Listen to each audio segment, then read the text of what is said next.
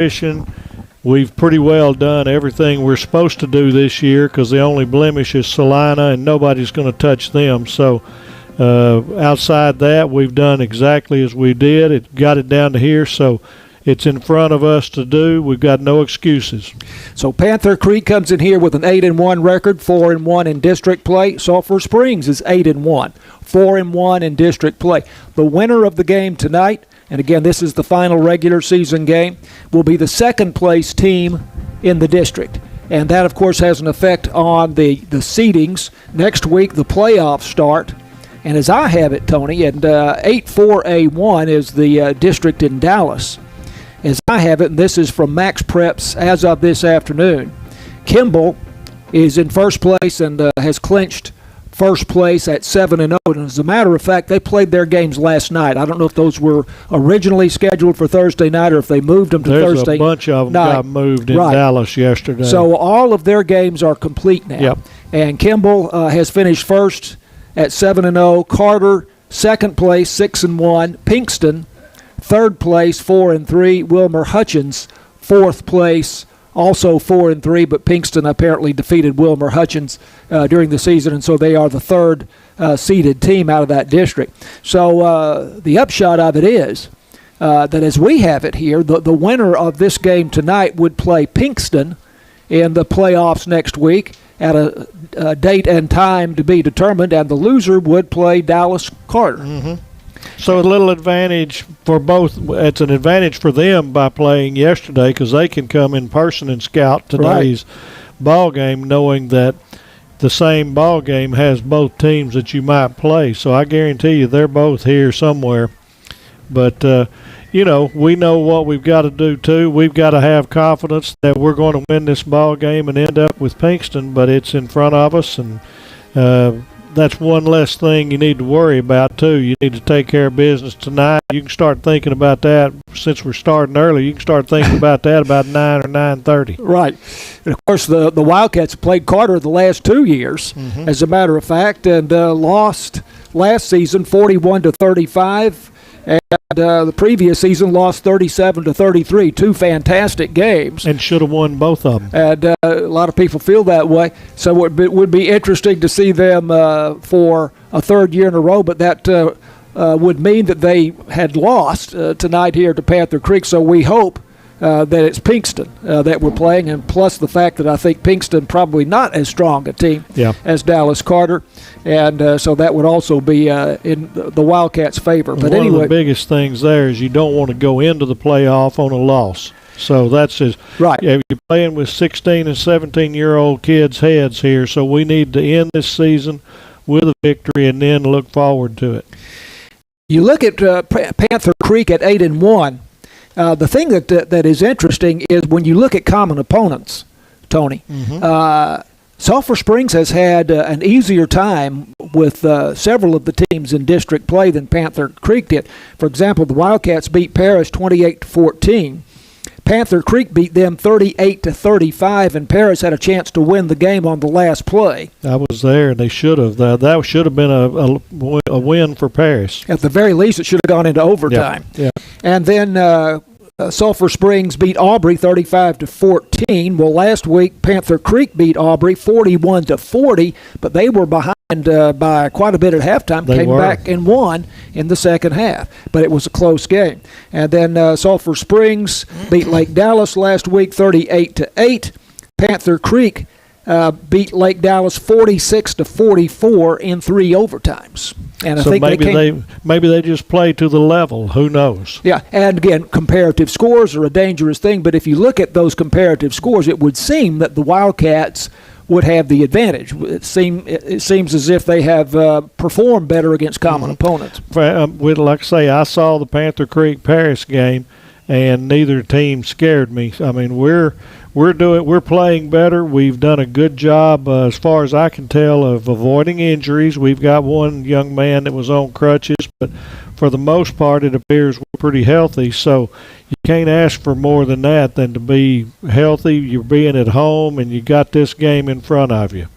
I think you're referring to Trey Parnell, who played, as far as I know, his first varsity game here a couple of weeks ago against Community and made several tackles, but in the same game, I think tore up a knee or an ACL or whatever the diagnosis would be. So that's a sad story there. But he's still out with the team, and we will, I think, see him again in the future. Yep, he's young, I think. So your referees for tonight's ball game here at Gerald Prim Stadium. I've got that somewhere. Where have I put that? I'll find it, and there it is. It's hiding behind another card. The referee is Tom Dowling. The umpire is Mark Jolly. The head line judge is David Amond. The line judge is Ron Greer. Back judge is Tony Ruffin. Side judge is Mario Taylor. And the field judge is Jimmy Adcock.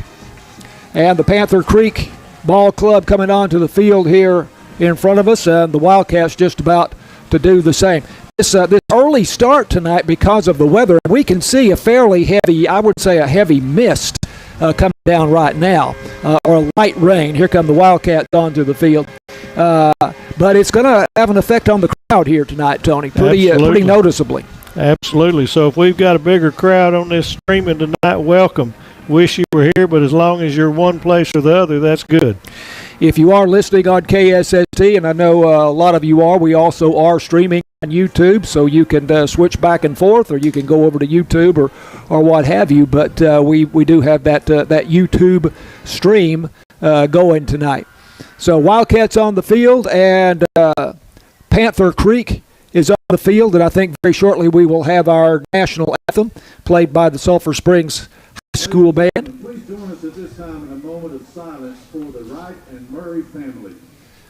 Moment of silence here at Gerald Prim Stadium.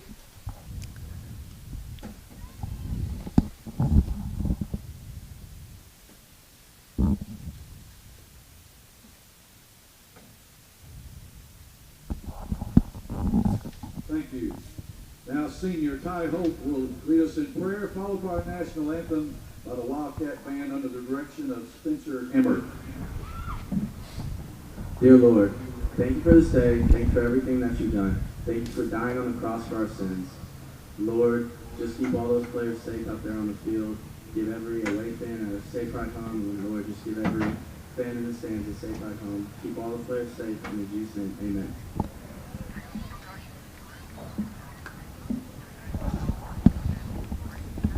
And now the national anthem played by the Sulphur Springs High School Band.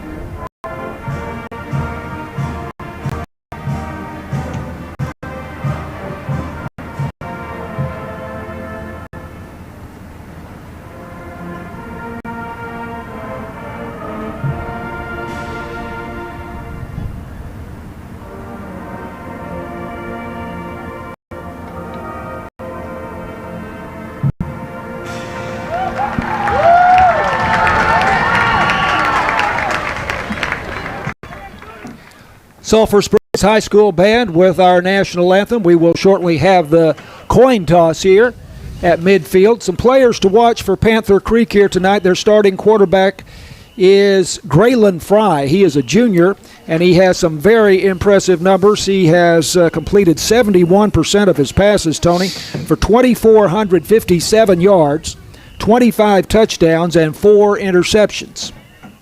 He is a junior. Jalen Lott, also a junior, is their top receiver, 70 catches for 889 yards, 12.7 yards per catch, 13 touchdowns. Their top ball carrier is Santel Simpson, 71 carries for 493 yards, 6.9 yards per carry, 10 touchdowns. Also, Seth Jackson has 292 yards rushing, 6.1 yards per carry, and 4 touchdowns. Another top receiver, Kristen Trickett, a senior, 36 catches for 604 yards, 16.8 per catch, and 7 touchdowns for Kristen Trickett.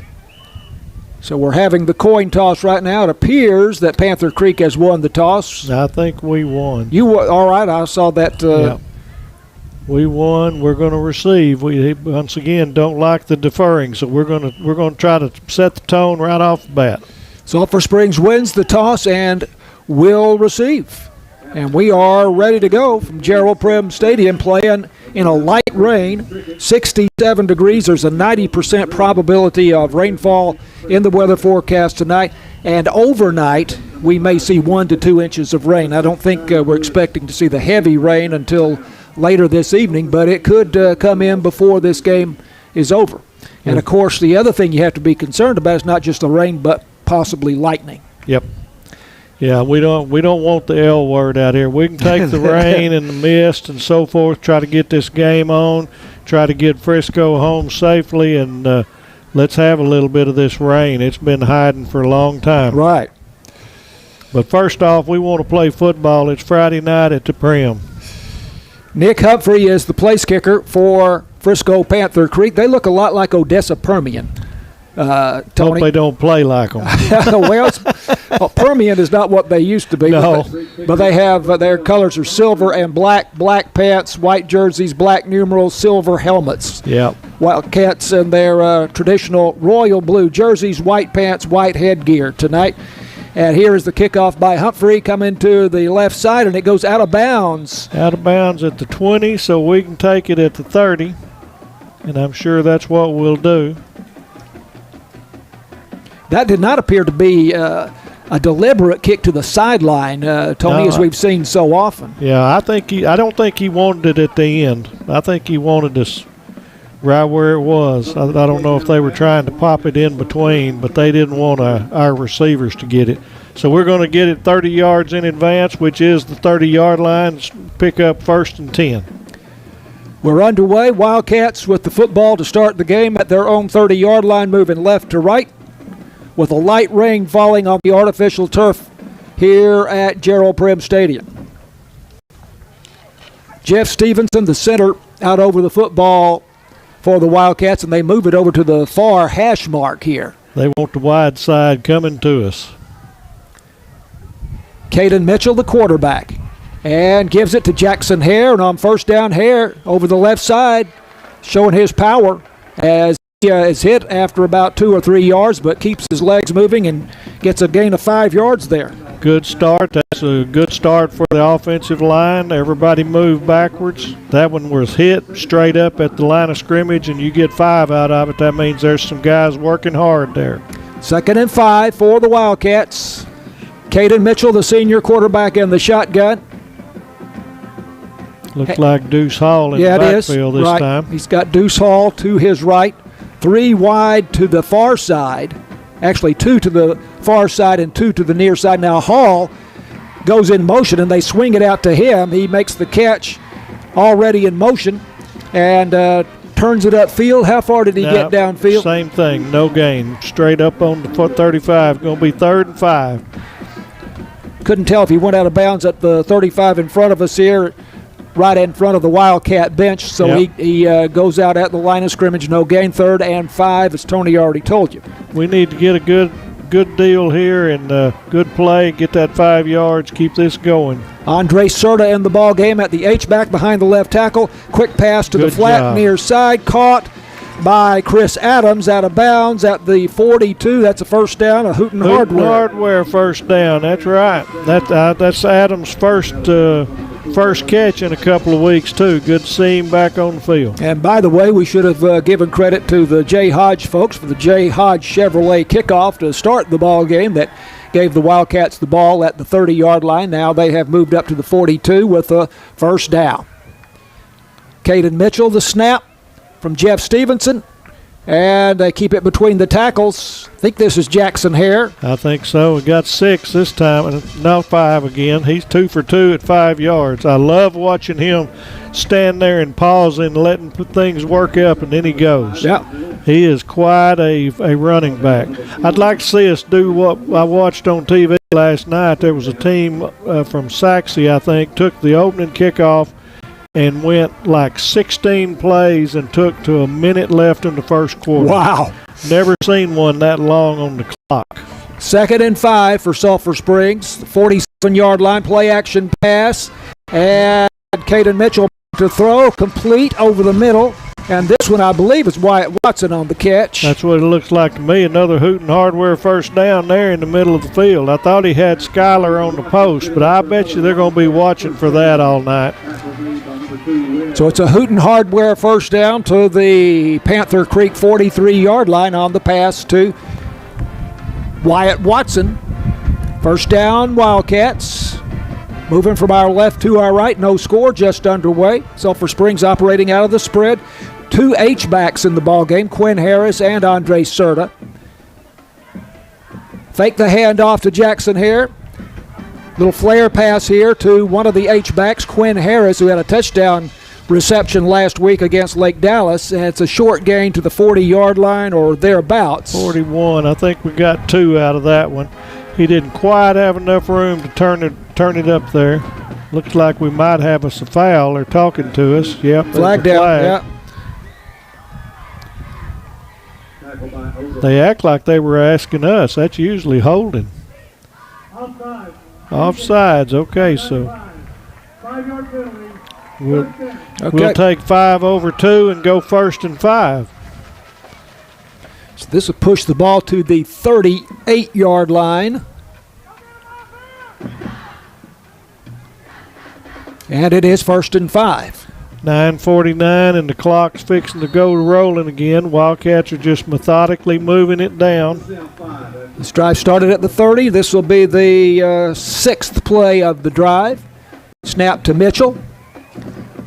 Give it to Jackson Hare. Hare going to his right, reading his blockers. Finally cuts back and gets down to about the 35-yard line for a short gain. Gain 2 on that one. 2nd down and 3. Got the redo, so 2nd and 3.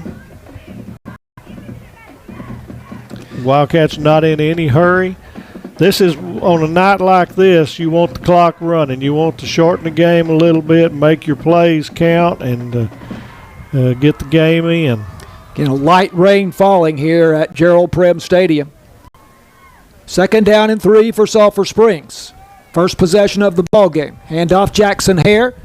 Hare through a little hole on the left side to about the 34 and close to a first down. 35, going to be about 1.5 yards short. I don't know if we got the best spot, but no, I don't think so. 35, so we're in 4-down territory, no doubt. So we got 2 plays. We got Hall in at quarterback. I would say this is 3rd and less than 2. Yep. Bruce Hall, the sophomore, in at the quarterback, the Wildcat quarterback, not to say that he's a Sulphur Springs Wildcat, but you know what I mean. Takes the direct snap, and up the middle he goes, and down to the 33, I think we'll have it. I think he's got it. It's just going to depend, but they haven't moved it yet. Nope, they're going 4th down. So, yeah, the end line back here is at the 43. So he's about 1/2 yard short. No doubt Wildcats will rely on that mammoth offensive line and go right up there. We're going to give them an opportunity to stop us. Vincent Johnson, Aiden McCarroll, Jeff Stevenson, Josh Lopez, and Zach Brown, the offensive line for Sulphur Springs. This is 4th and 1. And again, Deuce Hall is the quarterback. This time he goes to the right side. He's got plunges over the middle there, and looks like he will have the first down at the 32-yard line. Hooten Hardware first down out of 4 tries, and nothing wrong with that. 7 minutes and 20 seconds and a rolling clock, and so an impressive first drive, but we need to put something on the scoreboard at the end of it. This will be the 10th play of the drive. I may get what I wanted. They're not burning the clock quite as much as what you described yet. But it's under 7 right now. Yeah. So it'll get out of there if they don't go to making big plays. 3 men wide right, 1 to the left. Up the middle it goes to Deuce Hall. And Hall, hard man to bring down. About the 28-yard line, about nearly 5 out of that. And again, we're getting good push yards after contact. He's to the 28 for a gain of 4. Yep. I tell you, both Deuce Hall and Jackson Hare stronger than you would think they would be from looking at them. Especially Deuce. Deuce is a string bean, but he's quite an athlete now. Jackson Hare, he's built more like a regulation football player. But I like both of them wearing blue. Second down at 6. Fake to Hare, and here's the bubble screen to Skylar Lewis, and Lewis gets past the first tackler, but then is brought down at the 25-yard line, short of a first down by a couple of yards. Third and a long 2, short 3 out of it.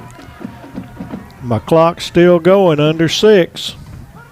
Now the Wildcats have held the football here for the first half of the first quarter.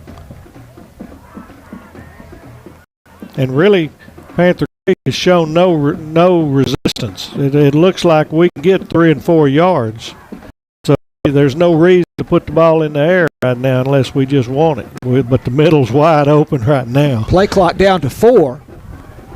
And now Deuce Hall going wide to the left side, turns it upfield, and he's going to score. It's going to come back from the 5-yard line. We got a hold out there that I knew he was holding him up too long. So a great run, but we're going to come back 10. It's going to be first down at the 15-yard line or thereabouts. Wipes out a 25-yard touchdown run on a sweep to the far side by Deuce Hall. And I'm not sure he was touched on that play, Tony. He wasn't, but I think we had a little help out there. Like I said, when you get those receivers out on the edge, it's hard for them to stay engaged and not hold. It should be around the there it is at the 14-yard line, first and 10, another Hooten Hardware first down. Hadn't moved the chains or anything yet, but now they're going. And the clock should start again. Well, no, it's not because it stopped up with a score, so we'll have to wait on a snap here. First out from the 14-yard line. Now Deuce Hall at quarterback here with Jackson Hare a step to his left. 3 men wide to the far side. Hall given to Jackson Hare, and he has his feet cut out from under him near the line of scrimmage. Yep, might have lost a half yard. Yeah, might have lost a yard there. And looks like the tackle by Donovan Webb for Panther Creek. Nice play there. So it's a loss of a yard.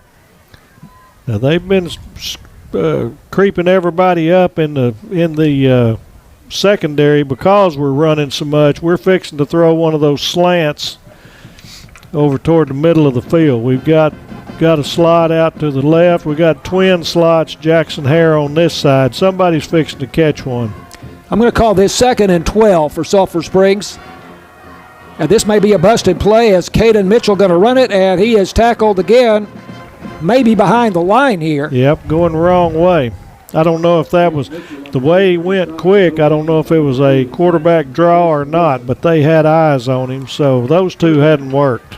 Linebacker Jason Wilson made the tackle, and this is back to the 17-yard line. So that's a loss of 1. Yep. And it's third down and 13. Scoreboard is not showing down and distance here for some reason. I don't know what's going on. But we keep up with that anyway. Yep, and we're in position for a field goal if necessary. Faircloth's going to call timeout and talk about this. 3rd and 13, no score, 3:54 to go first quarter. This is Wildcats football on KSST.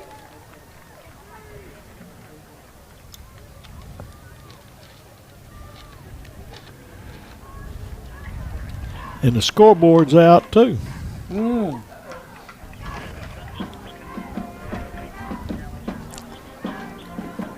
Right. Yep. If you need to break in at any time, James, do so. But if it's possible for us to hear you so that we know you're doing that, that would be good. You might even just tell us, hey, I'm coming in for a a break.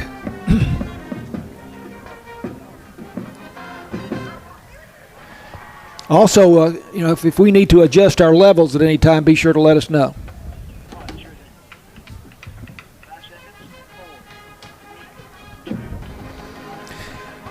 Wildcats football on KSST. 3rd and 13 for the Wildcats at the Panther Creek 17-yard line. First possession of the game. No score. 3:54 to go first quarter. Big play right here, Tony.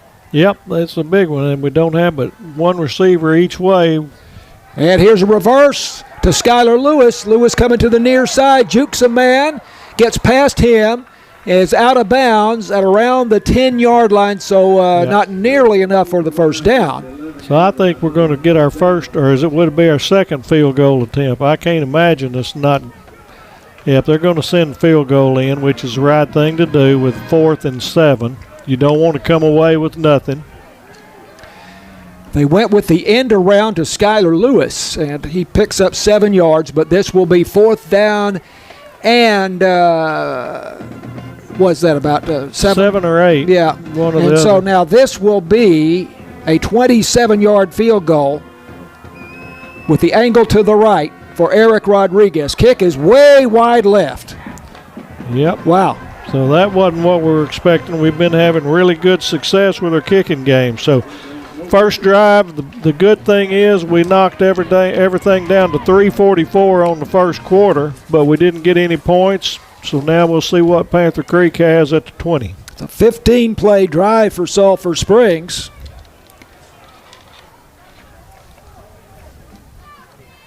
And they go 55 yards. But no points. No points. Style points, but that's it. Couple of plays for loss once they got down to the 14-yard line. Yeah. Mm-hmm. And couldn't make that up. So no score. Panther Creek for the first time. Graylin Fry, the quarterback, spins out of a tackle as he keeps it himself on first down, comes to the near side, is bumped out of bounds after he crosses the 25-yard line. Hardy was the last one. He sent him into the soccer tent.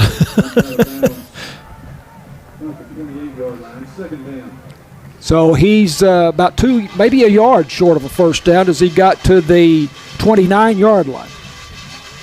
Line of scrimmage was the 20. And that was just a straight quarterback run. There was no hesitation. He just went around the left end and got what he could. Panther Creek operating out of a spread. Snap to Graylin Fry. Handoff up the middle. Big hole for the running back. And this, I think, is Simpson. And it is Centel Simpson all the way out to the 49-yard line. That's a gain of 20 yards. Yep, straight up the gut. Creed Wisnut and Hardy on the tackle. Very quick little flare pass out to the far side, and it is complete, and the receiver breaks the tackle, and he is all the way to the 20-yard line of the Sulphur Springs Wildcats for a gain of about 30 yards there. So they're trying to make a statement right now. Zay Godbolt had to make the tackle there. He broke 2 or 3. Jalen Lott, the big catch there for Panther Creek. Now on first down from the 20-yard line, they keep it on the ground, and it's a short gain here for the Panthers. That's got to be Truth Holmes at the bottom of that one. They finally showed them up. Panther Creek is not huddling. They're not necessarily going speed racing, but they're getting to the line and seeing if they like what they see. Centel Simpson, a gain of 2 yards to the 18-yard line. Referee comes in and gives Sulphur Springs an opportunity to react to the sub, and they don't, so here we go. Second down and 8. Panther Creek threatening the Sulphur Springs 18-yard line. No score, 2:44 left to go first quarter.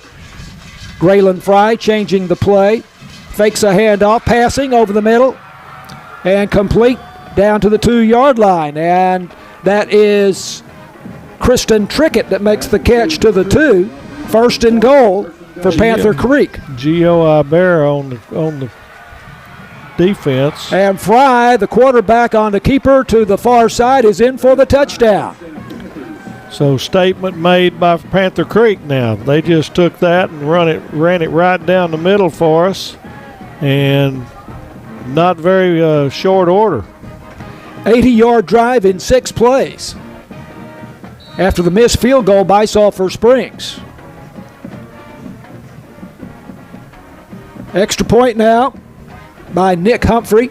There's the snap, the hold, and the kick to the north end zone is good. 7-0 Panther Creek, 2:23 to go first quarter. This is Wildcats football on KSST.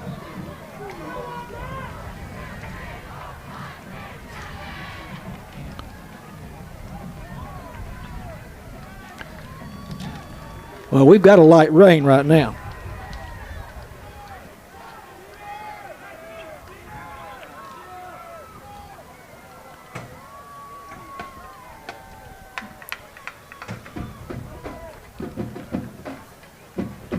Wow.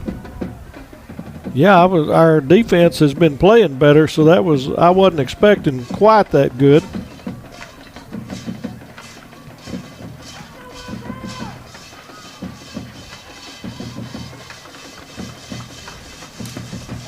Deuce and Jackson. Here comes the J. Hodge Chevrolet kickoff on KSST by Nick Humphrey. Gets his foot into the ball, and it is coming to the left side, and again it will go out of bounds, this time at about the 15-yard line. It'll still go to the 30, and so I don't guess they want to get it back in Jackson Hare or Deuce Hall's hands, but kicking it out of bounds and starting at the 30 is not where you're going to make your living. 80-yard drive, 6 plays for Panther Creek. They had a 20-yard run by Sintel Simpson on the drive, a 31-yard pass from Graylin Fry to Jalen Lott, and then another pass to trick it down to the 2-yard line, and then Fry, the quarterback, scores on a 2-yard run. And that will be, well, I don't have his rushing statistics. I'll see if I can check on how many touchdowns that might be for him. From the 30-yard line, first down, Sulphur Springs. Wildcats moving to the south end zone. Caden Mitchell rolling out, near side pass complete in the flat to Chris Adams. Adams out of bounds at about the 41-yard line. It's going to be a Hooten Hardware first down. Nice pass, had his footwork good, went on out of bounds, but we're going to go with 11-yard gain. 2:16 left in the first quarter. Wildcats on their first possession went 55 yards in 15 plays, but the drive bogged down and they could not convert on the 27-yard field goal attempt. And then Panther Creek came right back down the field and put a touchdown on the board. Handoff up the middle. This is Deuce Hall. Hall lowers his shoulder across the 45 to the 46-yard line for a gain of 5 yards. It looked good again. Good, stern, hard running from our running backs. We look to have a little more purpose to our step on this series than that first one. We were very methodical. I don't think we liked the reaction of that score, so I believe we're fixing to try and put an answer on the board, which is good. Jeff Stevenson, the junior center, out over the football for the Wildcats. H back to the right, that's Quinn Harris. Big hole here for Jackson Hare. Hare rumbling into Panther Creek territory across the 40 down to the 36-yard line. Hooten Hardware first down, and you nearly got to talk about that scoring play there. He had one man to beat. He knows when to sprint through the hole and when to use his blocker, and that one was a sprint. So a very good gain by Jackson. 18 yards on the gain to Jackson Hare. First down Wildcats, 36-yard line of Panther Creek. Snap to Caden Mitchell, and passing to the left side and incomplete near that forward stick. I think that was to Skyler. Had good defense right behind him, got there about the same time. Minute 3 left in the first quarter. Second down and 10 from the Panthers' 36-yard line. Panther Creek leading 7-0. These two teams both 8-1, both 4-1 in district play. The winner of the game finishes second in District 7 4A Division 1. Playoffs start next week. Second down and 10 from the 36-yard line for the Wildcats. Moving to our right, empty backfield here with Caden Mitchell, the quarterback, 3 wide left, 2 wide right. Mitchell backpedals, There it is. throwing, and incomplete to Jackson Hare at about the 30-yard line. Hare breaking out to the far side to the flat, but pass just out of his reach. 3rd down and 10. We've had 2 times that Slot has had a post on there and had their man beat, but we haven't made that throw yet, so I figure the game's not going to go too long till we see that one.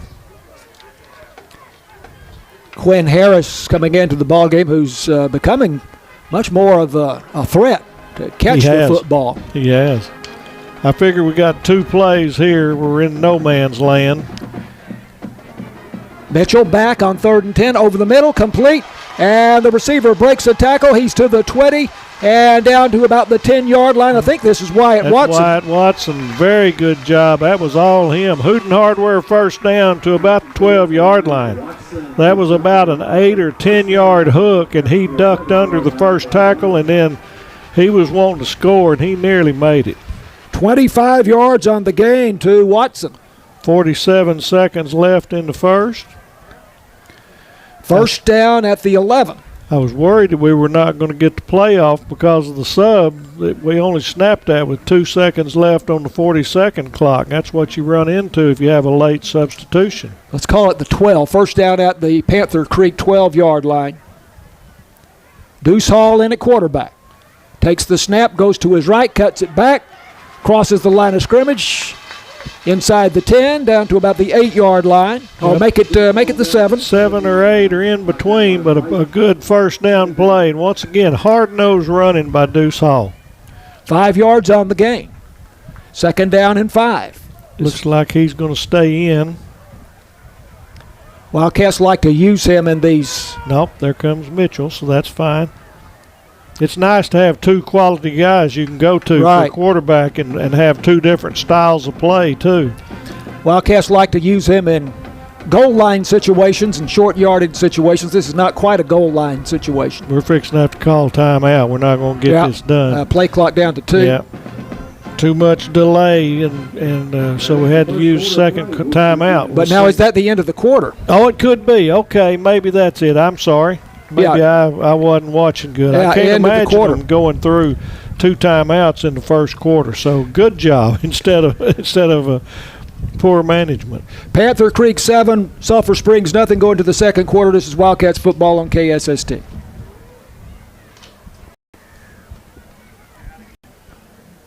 Okay. I think you've got time for 2 spots here. I do think we're going to have to worry about those late substitutions because this crew will hold you up. I don't like them having to snap at 2 seconds on a regular play. Mm-hmm. Checking the crowd. It's done that fast. Disappointed. Good heavens. No, it's not going to be. Again, we got a big crowd on the YouTube.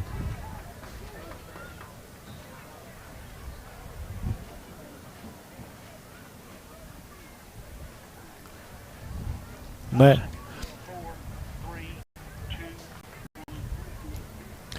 Wildcats football on KSST. Brought to you by the Alliance Bank, Northeast Texas Farmers Co-op, Farm Country, Hooten Hardware, City National Bank, Wesley House Assisted Living, J. Hodge Chevrolet, Saputo Dairy Foods, Christus Mother Francis Hospital, Copy Products, and BT Medical. Start of the second quarter, Wildcats trail 7-0, but 2nd and 5 at the 7-yard line of Panther Creek, now moving to the north end zone. Caden Mitchell in the shotgun takes the snap, gives it to Jackson Hare. Hare goes to his left, cuts it back, makes a man miss. He's down to about the 2-yard line. He didn't score, but I'm pretty sure he got a Hooten Hardware first down, so it's going to be 1st and goal at about the 1.5-yard line. 1st and goal. Wildcats whistles on the field.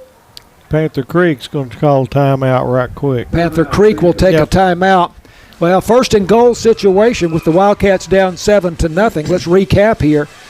Sulphur Springs a 55-yard drive to start the game on 15 plays, but they missed a 27-yard field goal at the end of that drive.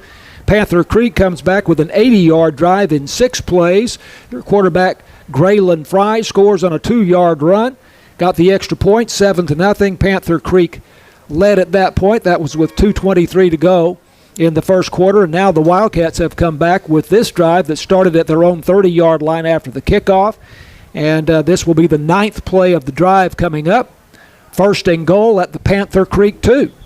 So what we've seen so far is defense doesn't work on this field yet. We've had 3 possessions. We missed one because of the holding penalty, but we moved the ball, both of ours. Panther Creek has had some high-scoring games. Yes, they have. Andre Serta in there at the H-back on the left side. This is a direct snap to Deuce Hall, and he's in for the touchdown. Hooten Hardware first down that way, too. So that's a very good answer for the Wildcats. And Northeast Texas Farmers Co-op says, way to go, Wildcats. Deuce Hall, a 2-yard touchdown run. And for Hall, that is his 11th touchdown of the season. A great job by the Wildcats to come back after that impressive drive by Panther Creek and come back and get an answer.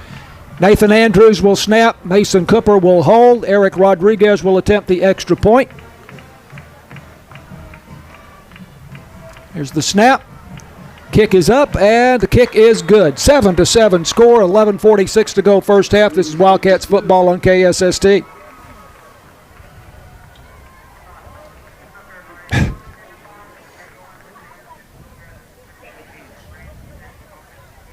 Okay, good. Looks like the mist is increasing a little. It went away, but now it's back. That could have had something to do with that snap and the kick in that first time. Yeah, that looked bad. Used to dry. I don't think we had a really good placement, and I think it could have been a wet ball.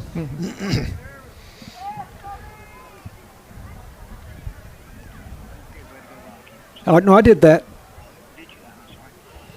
But thank you.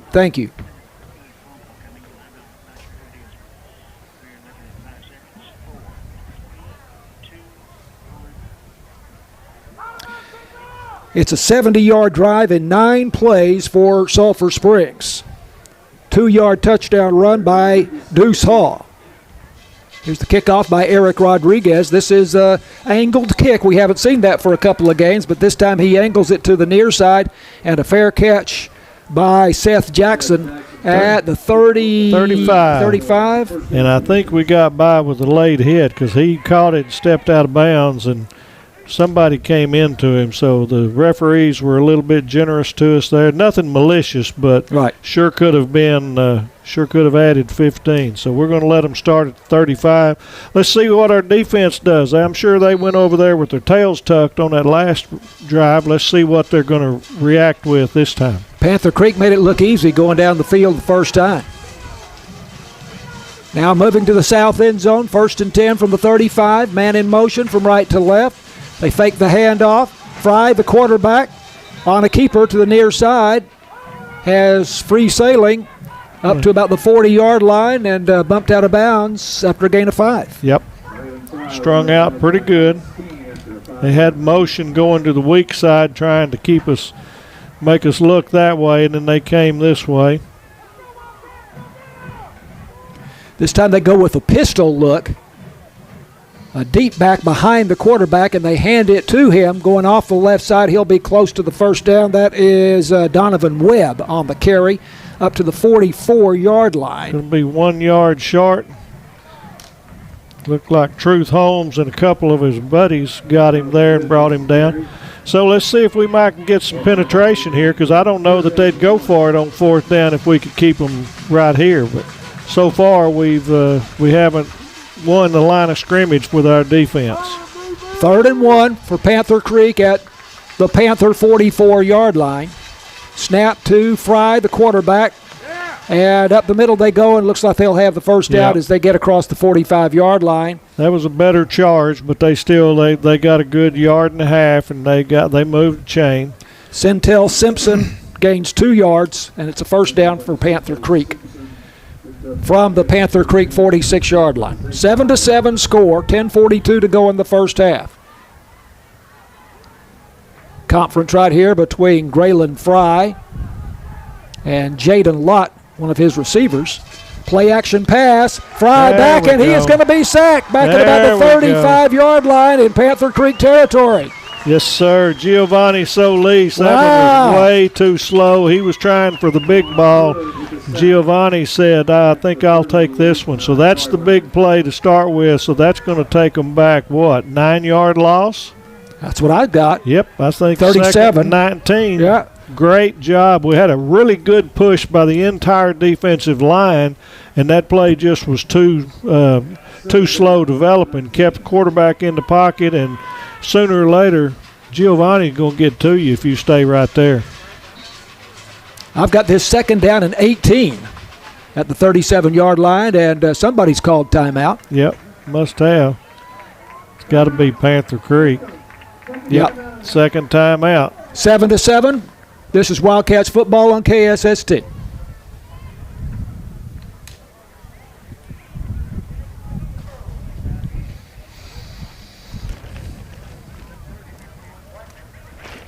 What are you seeing on the radar?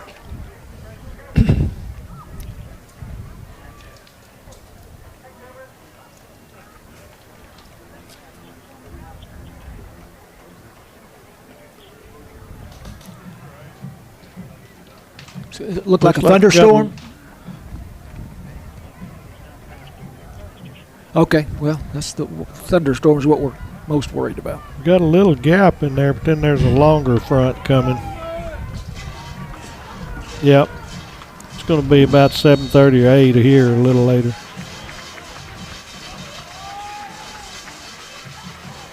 Here's a draw play to Centel Simpson over the left side. He is tripped up after he gets across the 40 to the 41-yard line for a gain of 4.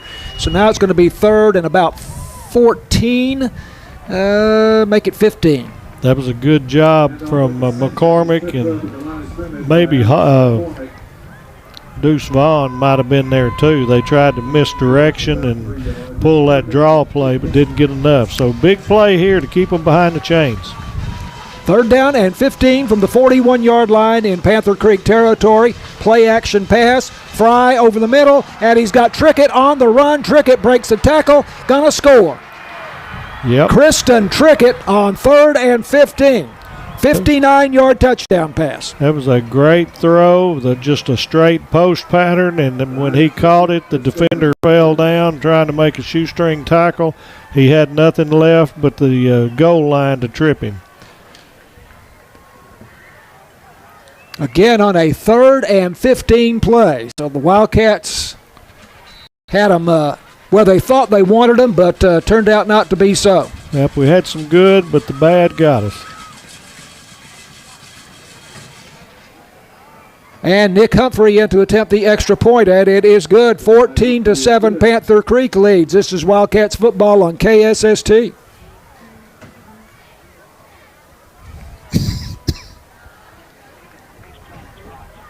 Right. We may need some new light bulbs on the scoreboard tonight. Mercy. May be like our state championship game. Somebody's got to stop somebody. Somebody's got to stop. We're down 1 possession, so we've got to get it back. But right now, we just got to keep scoring with them. We can still score. Their defense is right. We're better than them.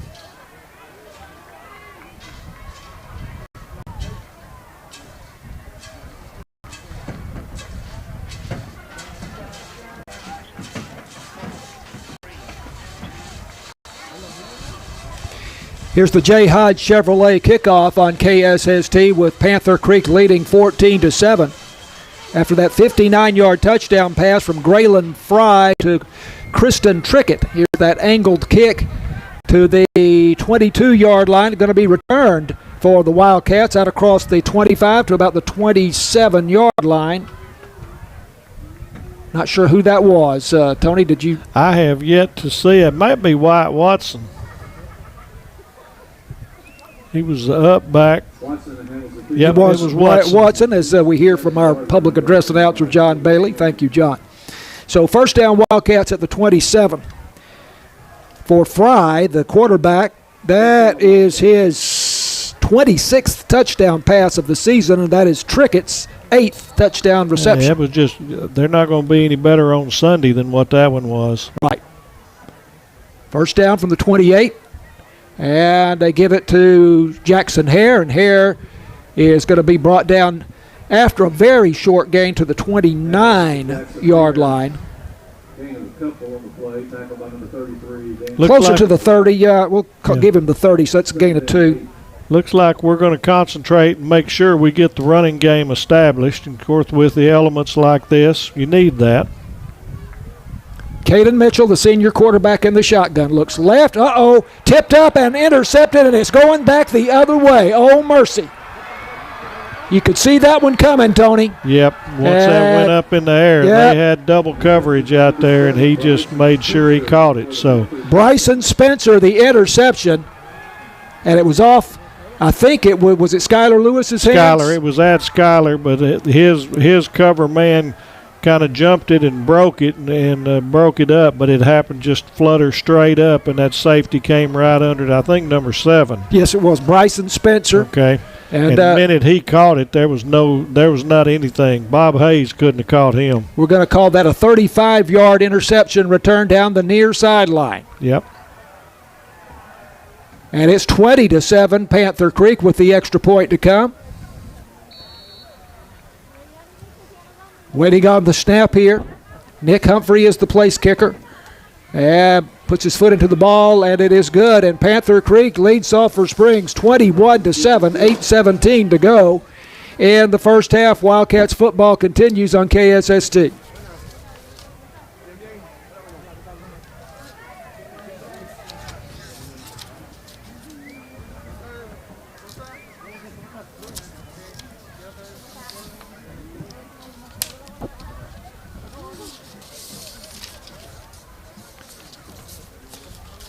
Wow. Yeah.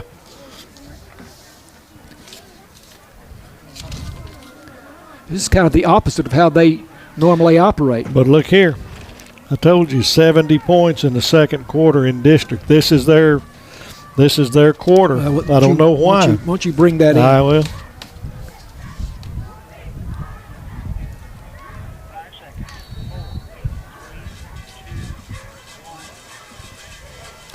Here's the J. Hodge Chevrolet kickoff once again. With Panther Creek leading 21-7. Again, they kick it over to the left side. This is Wyatt Watson on the return for Sulphur Springs. Good return. Good return over on the far side, out of bounds at about the 43-yard line. Wildcats will have good field position. So a 35-yard interception returned by Bryson Spencer on a tipped ball. Yep, but it kind of reinforced. I finally did some homework this week and went and looked at the district play between us and mainly Panther Creek. Panther Creek for the district has scored 51 points in the first quarter and 70 in the second quarter, but then they fall off in the second half. So let's hope that trend, we don't want them to get to that 70 on that second quarter, but we'll see if we can get a stop. First down from the 43. Pass to Jackson Hare to the left side. Hare gets past the first man, is tripped up from behind and brought down at the Panther Creek 49-yard line here. Donovan Webb made a good shoestring tackle. I think that Jackson had some figured out there, but he still got 8. Good first play. Second down and 2 at the Panther Creek 49-yard line. This is imperative now for the Wildcats to get points. You're giving up and getting 14 to an explosive team. You can't afford to miss your turn. Single wide out left and right. H-back behind the left tackle, Quinn Harris. Play action pass. This one is Quinn Harris down the field, and he makes the catch at the 30-yard line and bumped out of bounds. That was a perfectly thrown ball by Mitchell, and Bryson Spencer got him right on the 30-yard line, but another Hooten Hardware first down. I think I missed one a minute ago. Well, no, they got 8 yards. So, okay, yeah. Well, then we're good. Yeah, I hate to miss right. one. We don't want to shortchange Hooten. That's 2 good plays in a row. Mitchell standing in the pocket delivered a great throw. Skylar cleared him out. 19 yards on the gain. Now bubble screen to Skylar Lewis on the far side. And he jukes the first man, but it does not get past the second man, and he's held to a gain of 1 or 2. That's Donovan Webb again, and he is showing that he's one of the safeties, but he is a very sure tackler because he did a really good job there getting Skyler, because Skyler usually gets that one-on-one. Yep. 2nd and 9 for Sulphur Springs at the 29-yard line of Panther Creek. Panthers leading 21-7 here, 6:52 to go in the first half. 2 in the slot, 2 wide. Snap to Caden Mitchell, and this is a designed quarterback run, a quarterback draw, if you will, to the 24-yard line for a gain of 6 yards. Yep, that was good. They're only rushing 3, so we're going to have a little bit of ability to go up the gut.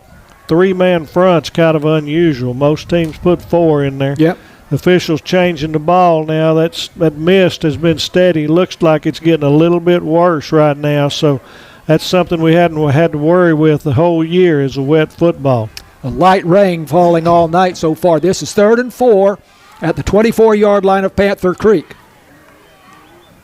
Caden Mitchell in the shotgun. Gives it to Jackson Hare. Hare working behind his blockers and finds a hole and gets down to the 19-yard line. Hooten Hardware first down, and I can't say it enough. I just love to watch him because he'll just stop. I'm going to show my age here. I was thinking of him this week, and he puts me in mind of the days of Paul Horning, Dan Reeves, Frank Gifford.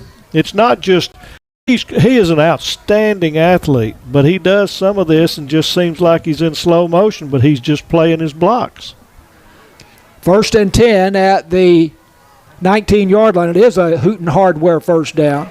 And a pass over the middle for Jackson. No, for Skyler Lewis, and it's a touchdown, Wildcats. Lewis breaking in from left to right, makes the catch at the goal line for the Wildcat touchdown, and Northeast Texas Farmers Co-op says, way to go, Wildcats. Hooten Hardware first down on that one. He had his pick of Skyler, but also had Jackson on the wheel route, so that one was destined to score. Wildcat offense does exactly what you have to do after that pick 6, so they got it back to a 1-score game. 21-13 with the extra point to come. Nathan Andrews the snap. Mason Cooper the hold. Eric Rodriguez the extra point. Kick on the way to the north goal post, and it's good. Right through the middle. 21-14, the Wildcats down by 7. This is Wildcats football on KSST.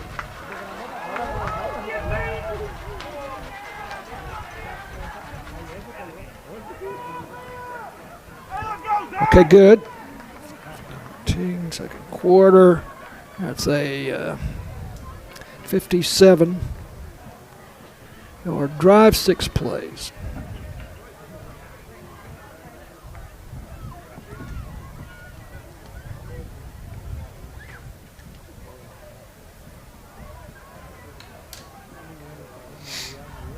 We're seeing if we can score some points for a holding call down on this next series. Yeah.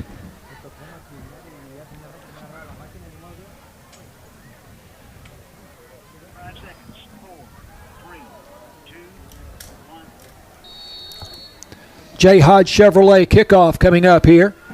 Wildcats go 57 yards in 6 plays, 19-yard touchdown pass Caden Mitchell to Skyler Lewis. Here's the angled kick again. This one's going to go out of bounds at about the 35 or 25.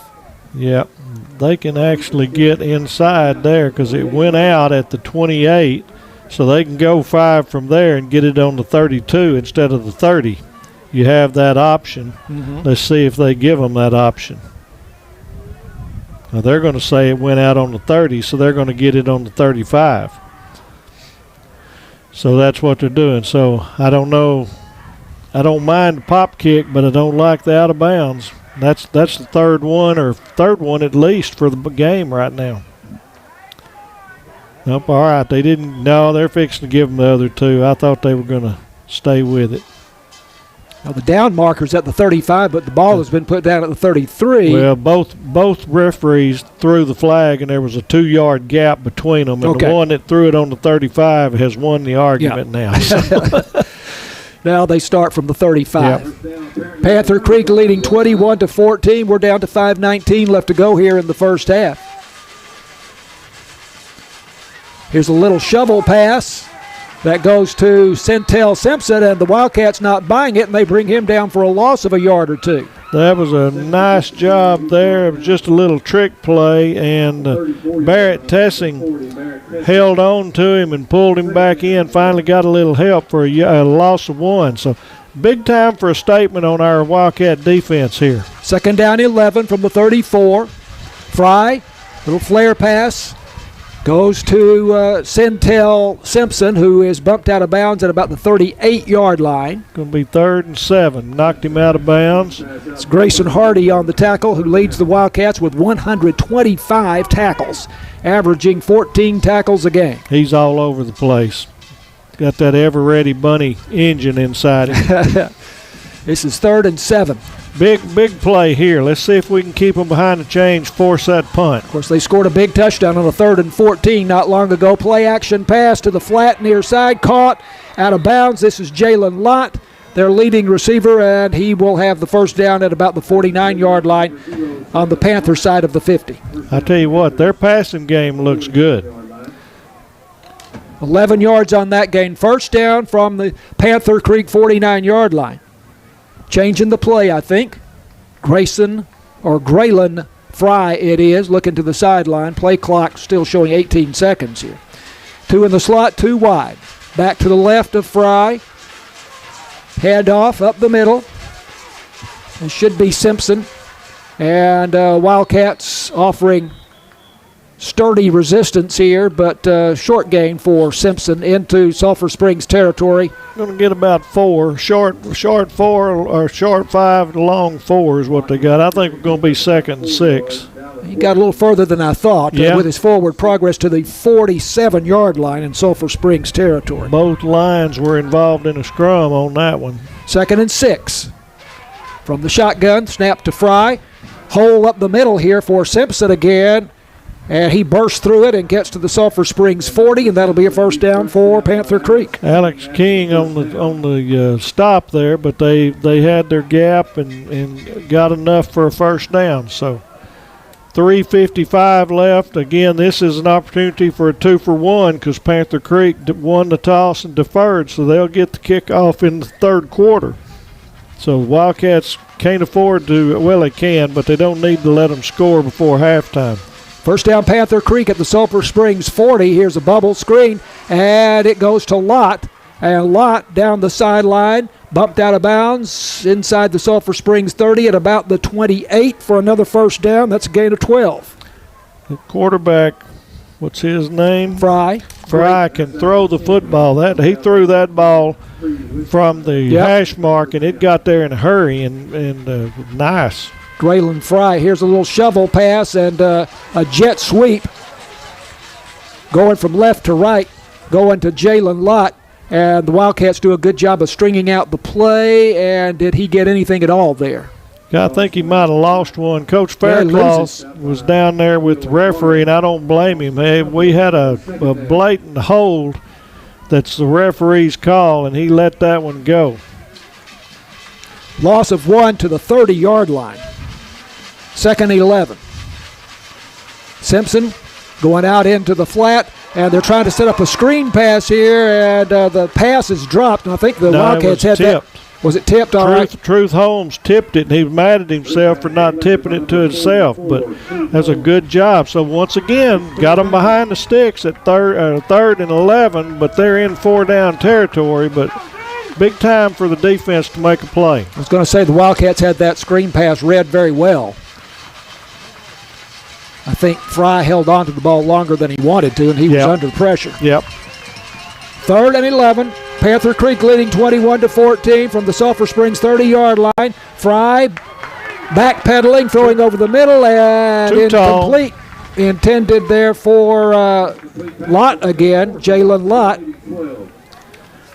So 4th and 11, and they'll go for it right here in no man's land. So here's our chance to stop it, get the ball, and go score and tie this ball game up before halftime. Huge play here. Defense got to get off the field. 4th and 11 from the 30. Fry changing the play. Looks to the sideline. 13 seconds on the play clock. Call a timeout. Going to call that last one. They know this is a big play. So Panther Creek leading 21-14. A big 4th and 11 play coming up. This is the 10th play of this drive, which started at the Panther Creek 35-yard line after the Wildcats scored on that 19-yard touchdown pass from Caden Mitchell to Skylar Lewis. By the way, Caden Mitchell now with 18 touchdown passes on the season. Skylar Lewis with 8 touchdown receptions. So offense is the name of the game tonight, but now we've got one play that the defense really needs to come through. Because the way our offense is played, 3 minutes is plenty of time. We'll go down and score and tie this ball game up. So Panther Creek has one timeout left. Do I read that correctly? Yeah, because that other one that I thought was a timeout was the quarter. Mm-hmm. So I thought they might be out, but each of us have one. Yeah, Sulphur Springs has one. Yeah. Huge play here. 4th and 11 at the Sulphur Springs 30. Panther Creek leading 21-14. Difference in the game right now is the interception return for Panther Creek for a touchdown. Yes. Graylin Fry with the snap. Throwing right side for Trickett in the end zone. It's incomplete. Boy, it was a very well thrown ball, but he couldn't come down and survive the ground. Wow. I wasn't sure. It was in his arms there for a moment. No, it was, and you had C.T. Galloway right there stride for stride, but that was a beautiful pass. So now 3:07 left in the second quarter. Knowing that Panther Creek gets that opening kickoff, it is imperative we go down here and put 7 on, tie this game up right now. It's great job by the defense there. Wildcats defense stops Panther Creek for the first time tonight and get the ball back at their own 30-yard line with just over 3 minutes to go in the first half, and Panther Creek leading 21-14. Snap to Caden Mitchell. Hand off to Deuce Hall. Hall slashing through the middle up to the 34-yard line, gain of 4. It's a pretty good start. We don't have to get in a big hurry now yet. We got one time, but the clock will start on or stop on first downs. We sure don't want to give Panther Creek any time at the end of the half, so we'll run a couple of patient plays, and then we might get in a little bit bigger hurry. 2nd and 6 for the Wildcats. Senior Caden Mitchell in the shotgun takes the snap, back pedals, looks to his left, now moving in the pocket, throws, complete. I think that's Skylar Lewis over on the far side in the flat. It's he or Deuce. The ball was tipped, but it still got there. It's I Deuce think Hall. That was Deuce. Yeah, it looked Deuce. a little more like him. Hooten Hardware first down. Stops the clock. Going to start it up again on the 45-yard line going out. 2:21. Wildcats are getting ready. Panther Creek's going to have a fit that they hadn't started the clock yet. That looked like an improvised play, Tony. It was. The first option didn't work, and Mitchell did a good job. They just now started the clock, did us a favor. Faked the pass over the middle, incomplete. A lot of contact there involving the Wildcat receiver, which was Wyatt Watson again, and Donovan Webb, the defender for Panther Creek, but no flag. I think our post is there, but I don't know. Before the night's out, we're going to get the deep post. Skylar needs to turn around and get onside. 2nd down, 11. Stop the clock with 2:12. 2nd down and 10, I'm sorry, from the 45-yard line. Caden Mitchell throws to the far side, complete in the flat. Receiver makes the first man miss. That may be Adams. And then is bumped out of bounds. That is Chris Adams, who made the catch over on the far side. Gets to the 49-yard line in Wildcat territory, so that was a gain of 4. 3rd and 6, 4 down territory. Now the clock should be stopped, and it's running. So I don't know what's going on. He was clearly knocked out of bounds. I don't know why the Wildcats are not saying something. 3rd and 6. Snap to Mitchell, moving to his left. Now pulls up, throws over the middle, and at the feet of Skylar Lewis at the 40-yard line, and Panther Creek territory. It'll be 4th down and 6. Interesting here. I'm not so sure I wouldn't punt this ball because I wouldn't give Panther Creek the ball here at midfield, and that's what they're fixing to do, or at least give the appearance that they're going to punt it. Remember, Jackson Hare is the punter. Yep. But I wouldn't take – I think this is a correct call to punt it away. Oh, I agree. And don't let them score. We're short somebody on the line, so the Wildcats probably fixing to have to call a timeout, and there it is. So somebody's fixing to get chewed out on the punt team. Wildcats take a timeout with 1:33 to go, trailing 21-14. This is Wildcats football on KSST.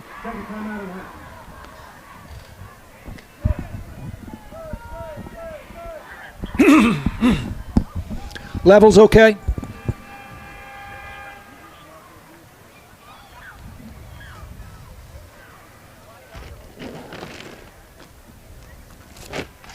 Oh, boy, the bands are quiet, aren't they? Yeah. I'm surprised. Give me a little. That's one of the big. Oh, much better. Thank you.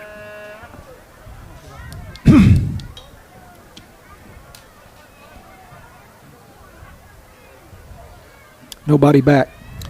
That's good, and I'm just hoping against the fake.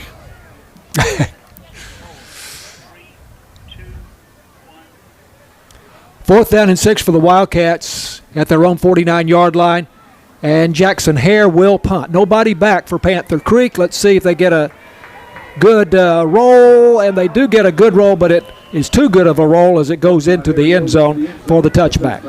So 1:24 left in the half. They're going to start at the 20 with one timeout, and the defense better buckle down because with this passing game, there's nothing to say they can't go score again. 51-yard punt by Jackson Hare. Yeah, he got too much of that one. I thought he was going to dry it out about the 2-yard line and be perfect like he is in everything else.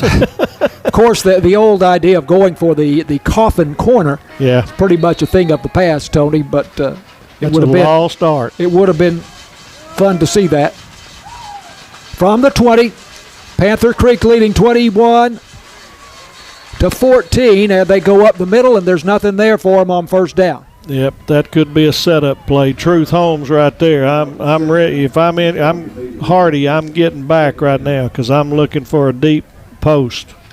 With Centel Simpson on the carry, he only got half a yard. Yep. So we'll call it 2nd down and 9. They're taking their time with the play. They very well may be just content with taking a 7-point lead, but I don't trust them. 16 seconds on the play clock. 47 seconds remaining on the game clock.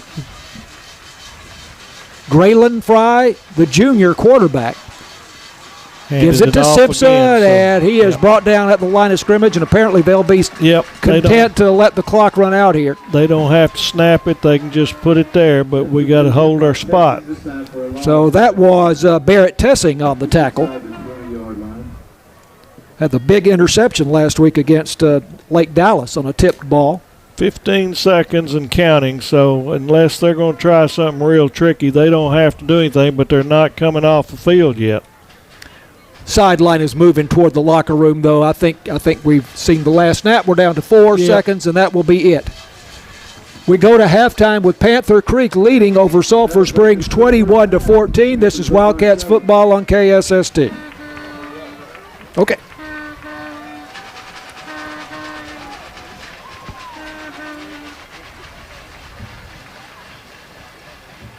Good.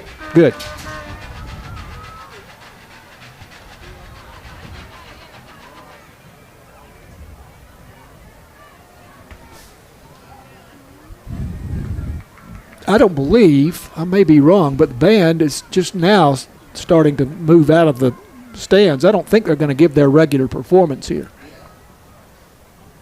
What do you say, Matt? I don't know. I think I agree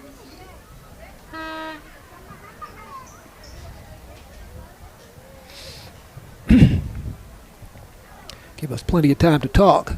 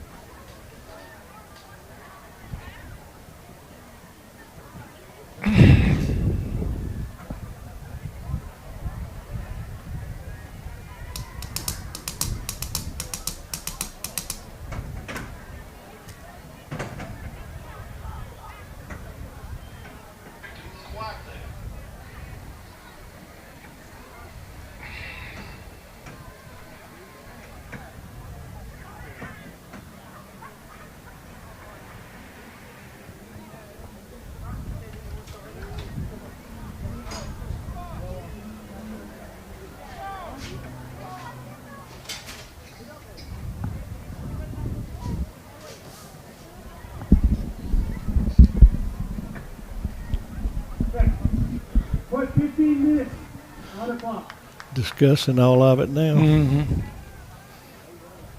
We're not going to have regular halftime. Okay. Yeah, they're liable just to bring them back. Wildcats football on KSST, brought to you by Alliance Bank, Northeast Texas Farmers Co-op, Farm Country, Hooten Hardware, City National Bank, Wesley House Assisted Living, J. Hodge Chevrolet, Saputo Dairy Foods, Christus Mother Francis Hospital, Copy Products, MBT Medical. The pregame is presented by Super Handy, and halftime is presented by Galleon Insurance, Hall Oil, and Super Handy. 21-14 at halftime this game for second place in District 7-4A, Division 1. Both teams 8-1 for the season. Both teams 4-1 in the district. And Panther Creek leading at halftime 21-14. We are not going to have the regular halftime performances of the bands here tonight, and halftime will only last 15 minutes. Yep, the coaches got together, and that's a smart thing to do. The last thing you want to do is let the weather make you have to come back tomorrow or something like that. So 15 minutes are just going to let them get some wind and start it up again. If anybody performs, then it'd be just our side, but the Blue Blazes are up at the top. Yeah, so. they're lined up on the field as if they're going to do some kind of performance. But I don't know, but the band's not out of the stands that I can tell. So, nor is the well, I don't know if the Panther Creek band. It's hard. They are in such dark uniforms over there. It's hard. Yeah, I think that's their drill team to the left. Oh, right, it is. I don't know that the band is here. They're here, but I don't. I've got a feeling they're fixing to get on the bus and head home. I have not heard the bands playing like you normally do. It's just a weird game tonight. When you do anything out of the norm, we are such creatures of habit. I told you before it started that this was not going to have a good feel about it. Game started at 6 rather than 7:30 because we're concerned about the weather. And we have been watching the radar, and there are lines of thunderstorms in the general area. Let's see if I can have a look at this right now. And if this is up to date, we've got some thunderstorms to our west, mostly moving due north, however. And then there's a line of thunderstorms probably 50 miles directly south of us that might come this way. And we'll keep an eye on it for you. So what a first half. The Wildcats went 55 yards in 15 plays on their first possession and just looked like they couldn't be stopped. But then they were stopped and ended up going for a 27-yard field goal, which was wide left. And then Panther Creek got the football for the first time, and they went 80 yards in 6 plays like it was nothing. They had a 20-yard run by Centel Simpson. They had a 31-yard pass to Jalen Lott. And then the quarterback, Graylin Fry, scored on a 2-yard run. The extra point was good, and they led 7-0 early in the ball game, actually late in the first quarter. Wildcats came right back, and they, on their second possession, went 70 yards in 9 plays, and they got a 2-yard touchdown run by Deuce Hall. Extra point by Eric Rodriguez was good, and it was 7-7. Panther Creek comes back. Wildcats had them on a 3rd and 14 at their 49-yard line, but they come up with a 59-yard touchdown pass on a post pattern to Kristen Trickett from Graylin Fry to go up 14-7 with 9:05 left to go in the second quarter with the extra point. That was a huge play. That was a huge play, and there wasn't anything but just tip your cap to them because they performed perfectly. That was as good a high school football pass as I've seen, and it was just perfectly executed. After the Wildcats got the ball back on the second play, there was a tipped pass, and Bryson Spencer intercepted it for Panther Creek and returned it 35 yards for a touchdown. They went up 21-7 with the extra point, 8:17 to go second quarter. Wildcats came back with a nice drive, 57 yards in 6 plays, 19-yard pass to Quinn Harris on the drive, and then they got the touchdown on a 19-yard pass from Caden Mitchell to Skylar Lewis. Extra point good, 21-14 with 5:19 in the second quarter. No further scoring in the first half. 21-14, Panther Creek leading at halftime, and we do have the Blue Blazes performing on the field with the Wildcat band playing on the sideline, so let's listen to that. This year are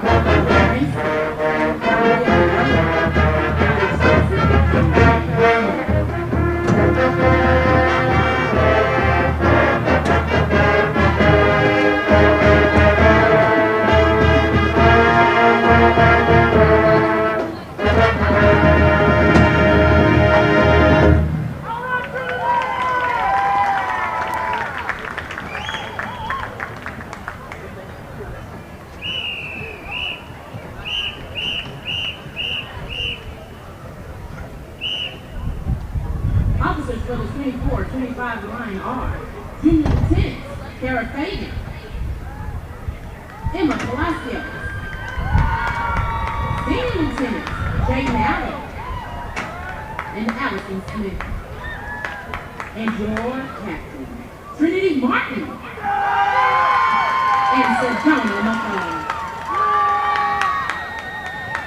The Blazers want to send a special shout out to their ladies of the week, Jade Cervantes, along with the Spirit Girl of the Week, Allie Thompson. Let's hear it for this week's Spotlight teacher, Mrs. Brinkley Snyder. The Blazers would love to send a special thank you to their sponsors, Corner Grub House, RGW Hall, J&D Dover and Moultrie, Miguel and Lindy Palacios, Larry and Shirley King, the Bankston family, the Sign Shop, Bob Evans, the Shirt Lady, Wyatt Sullivan, and City National Bank. The Blazers are under the direction of alumni member, Mrs. Meredith Giles.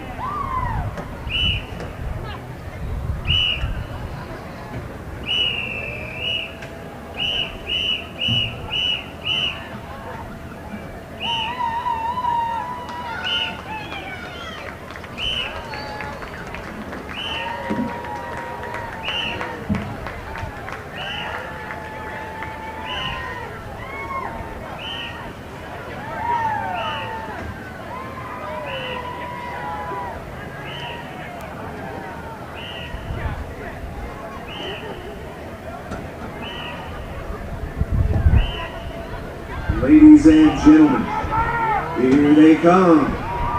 Your back-to-back state finalists. Man, oh man, that Wildcat band. The band is being led onto the field by drum majors Brody Emmert, Cannon Gibson, Rafael Flores, and Anthony Small. The Wildcat Band would like to invite everyone to the Alamo Dome in San Antonio this Wednesday, November the 13th, for their performance at the UIL State Marching Contest at 2:15.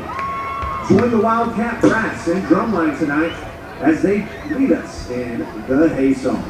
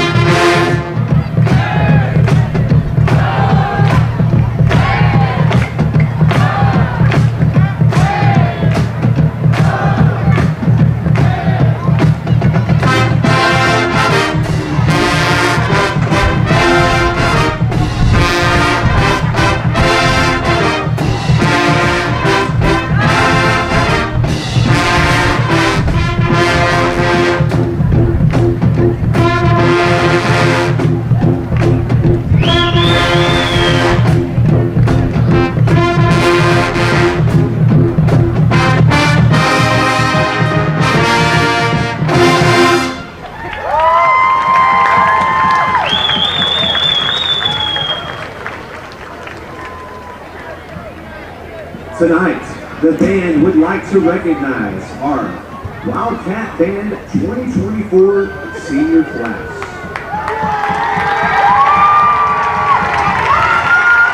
These 23 band seniors have spent 7 years achieving the Wildcat Band program. They have been a part of numerous sweepstakes awards and are among the most successful class in Wildcat Band history. Along with the rest of the Wildcat Band, they have qualified for the UIL State Marching Contest 3 years in a row and placed third in state this summer at TMEA Honor Band. Tonight, they are marching for the last time at Gerald Prince Stadium. Band senior class of 2025, take a bow and be recognized.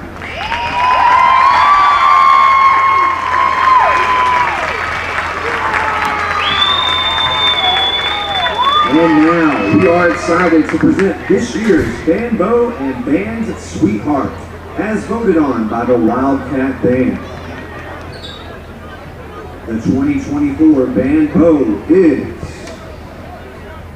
Brody Emmert.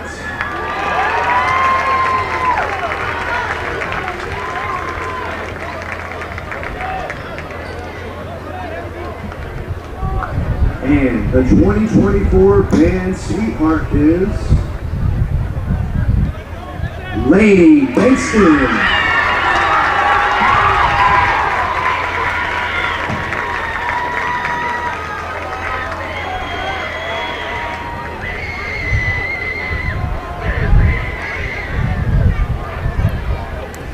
Wildcat Band on the field performing not their regular halftime performance, but just having fun. And, of course, some announcements there that you heard from the band announcer Jordan Owens about some of the honors and the recognition of the senior class. It is 21-14 at halftime with Panther Creek leading over the Sulphur Springs Wildcats. Both teams getting ready to come back out onto the field in what will be a shortened halftime. And we'll take this break, come back with the start of the second half when Wildcat football continues after this on KSST.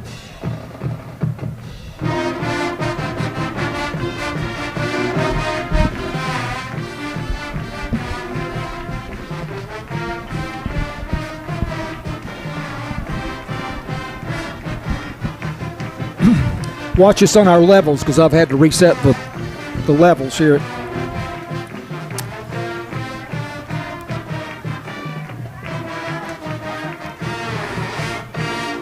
Your Sulphur Springs High School Wildcat Marching Band. Okay, well, 21-14 at halftime. We have about 2 minutes showing on the clock before the second half starts. And here I am. Okay, well, correct us if you need to.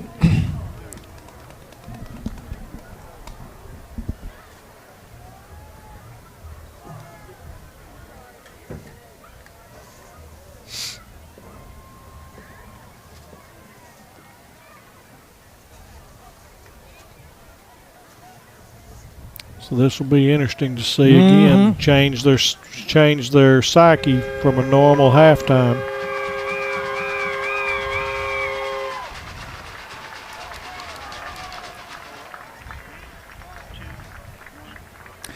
Wildcats football on KSST, and the Wildcat Band having just completed their performance.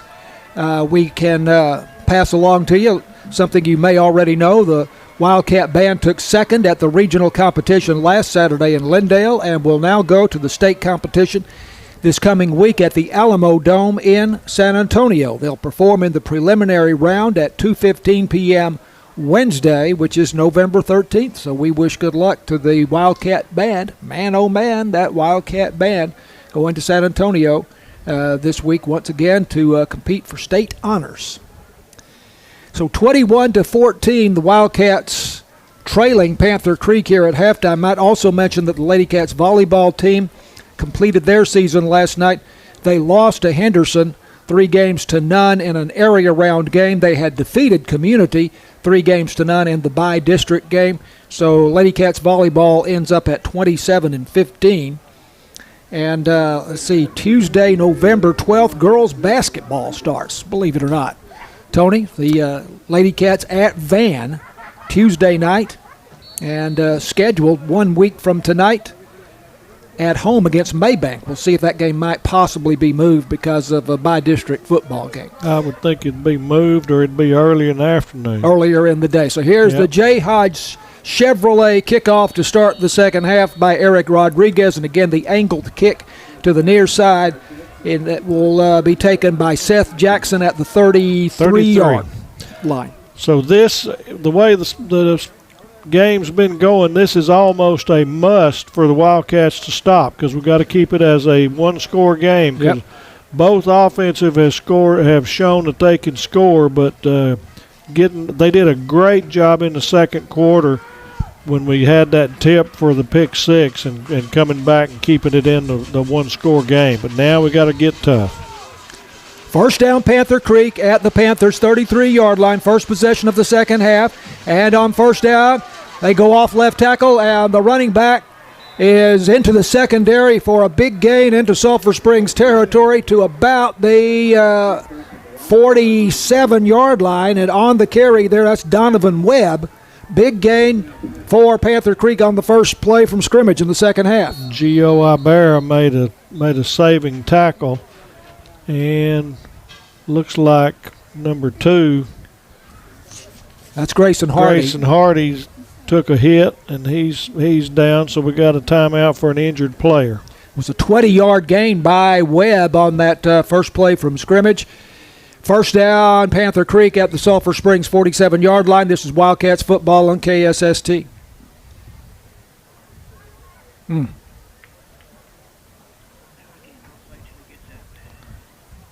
He's getting up, but it's going to take a minute.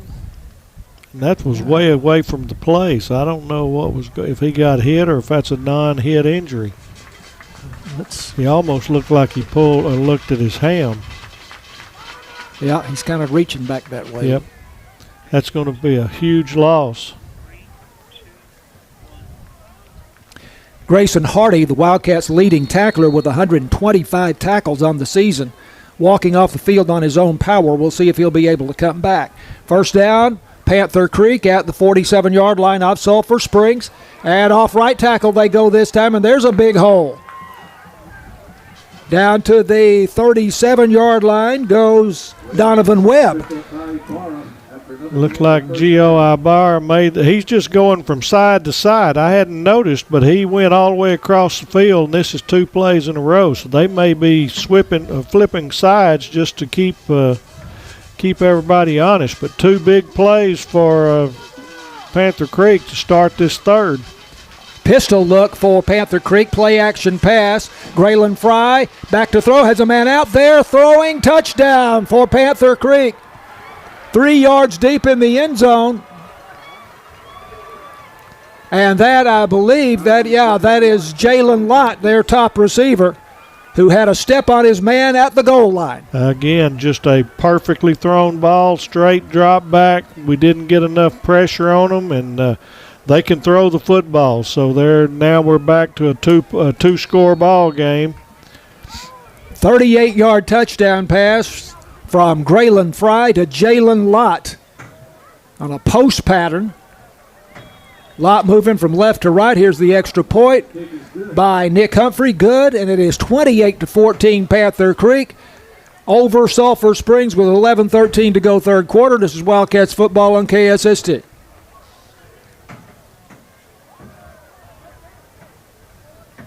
Not good.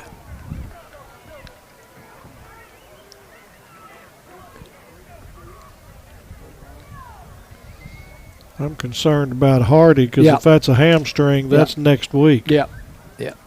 And it looked like a pretty good one. So you got Watson and Hall.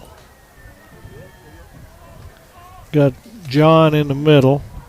Skyler over here. How about there's Keyshawn John? Yep, he's in there. I don't know why he's not. So we're aiming at Watson right now based on the kick. Yeah. See, that when we kicked off for halftime, they scooted way up with their safeties. If we'd have kicked it deep. Here's the J. Hodge Chevrolet kickoff by Panther Creek. leading 28-14. Nick Humphrey advancing on the ball, kicks it to the side, and again, this will be Wyatt Watson for Sulphur Springs, taking it at the 27-yard line, makes a nice return over on the far side and goes out of bounds around the 40, maybe past the 40 somewhat. Let's see. Looks like straight up 40.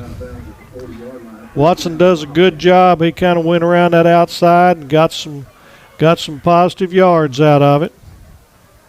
So a 67-yard drive for Panther Creek in 3 plays to start the second half. So this has turned into a tennis match. They held serve. Now we got to go get it again. This reminds me a lot of our state championship game. You score, I score. Yeah. Well, also the bi-district game last year against Dallas Carter. That way. Play action pass. Mitchell over the middle for Chris Adams off his hands. That one was a hot fastball right there, but one thing I noticed is there was 3 Panther Creek linebackers or defensive backs that were trying to tip that ball, so they're trained to get in that passing lane. I think we need to go over the top. We haven't tried the deep ball like they just scored on, and sooner or later we need to try that one because we've had success during the day. 2 wide to the near side, 1 to the far side. Caden Mitchell, the senior quarterback, rolling to his left, throwing across his body, complete to Wyatt Watson at the 50, and he circles away from a tackle and gets into Panther Creek territory to about the 44-yard line. What Hooten Hardware first down right there, and a great job. Big roll out left. Mitchell did a good job of getting his feet and his shoulders squared, delivered a good pitch out there to Watson, who took the rest and got that first down. Nope, we got a flag.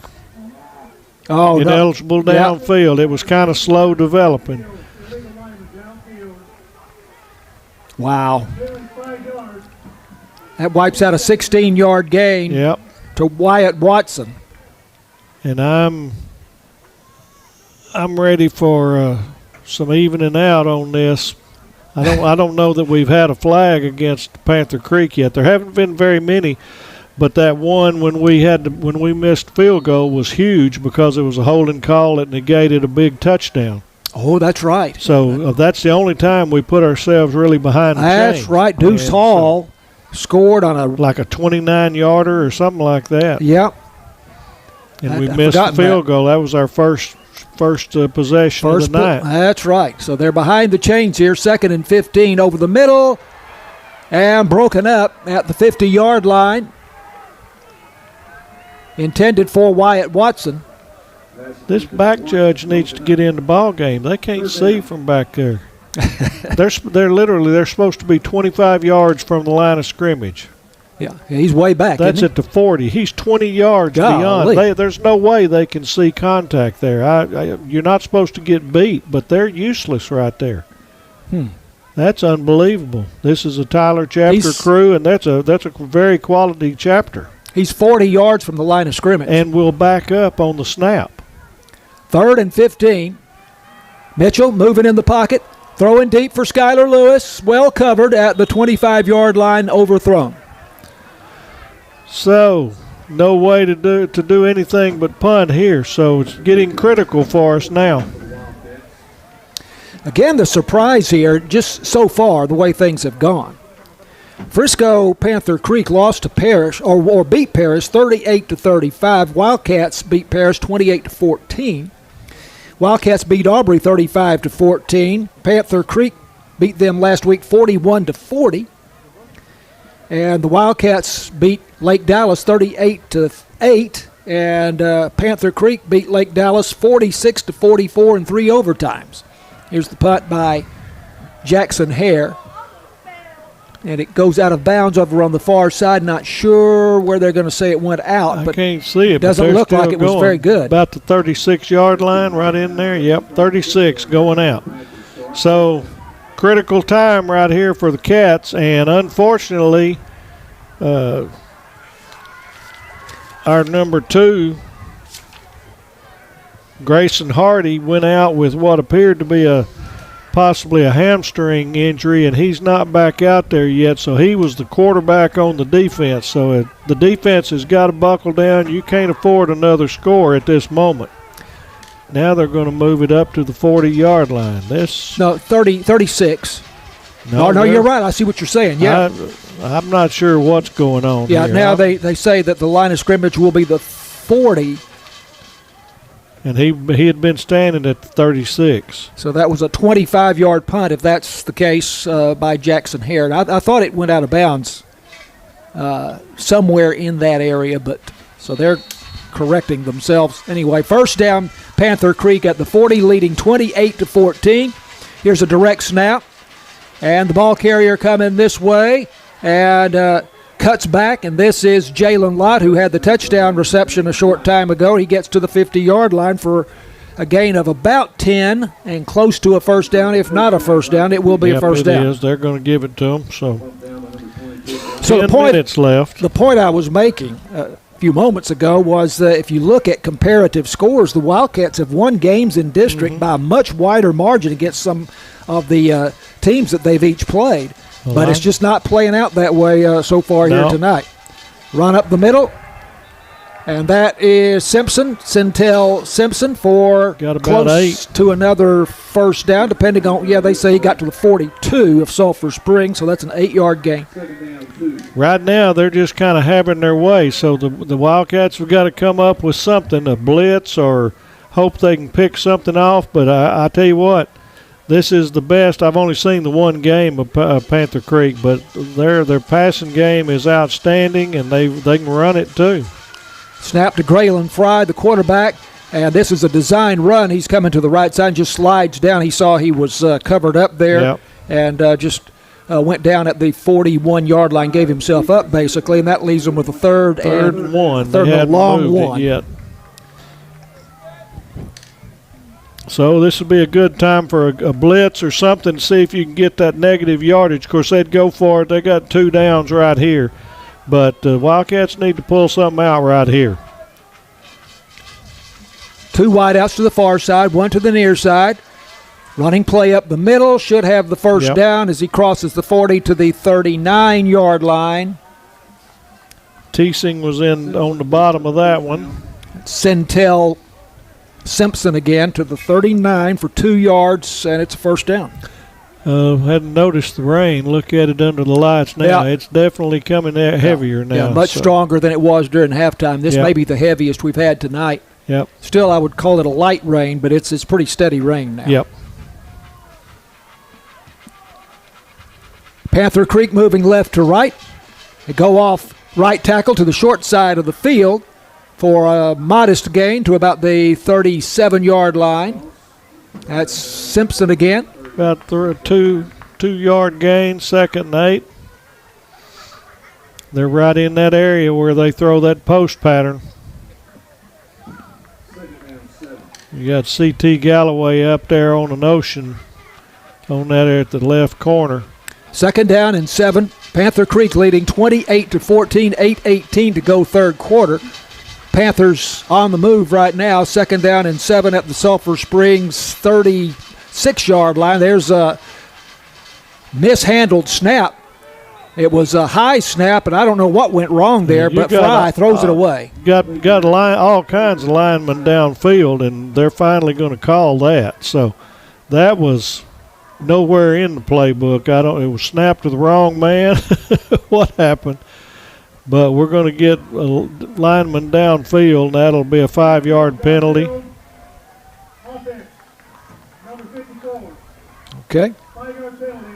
So this would push them back to the 41. About the 41 or the 42. It's going to bring it back to 2nd down, but I like we need to put them back there right now.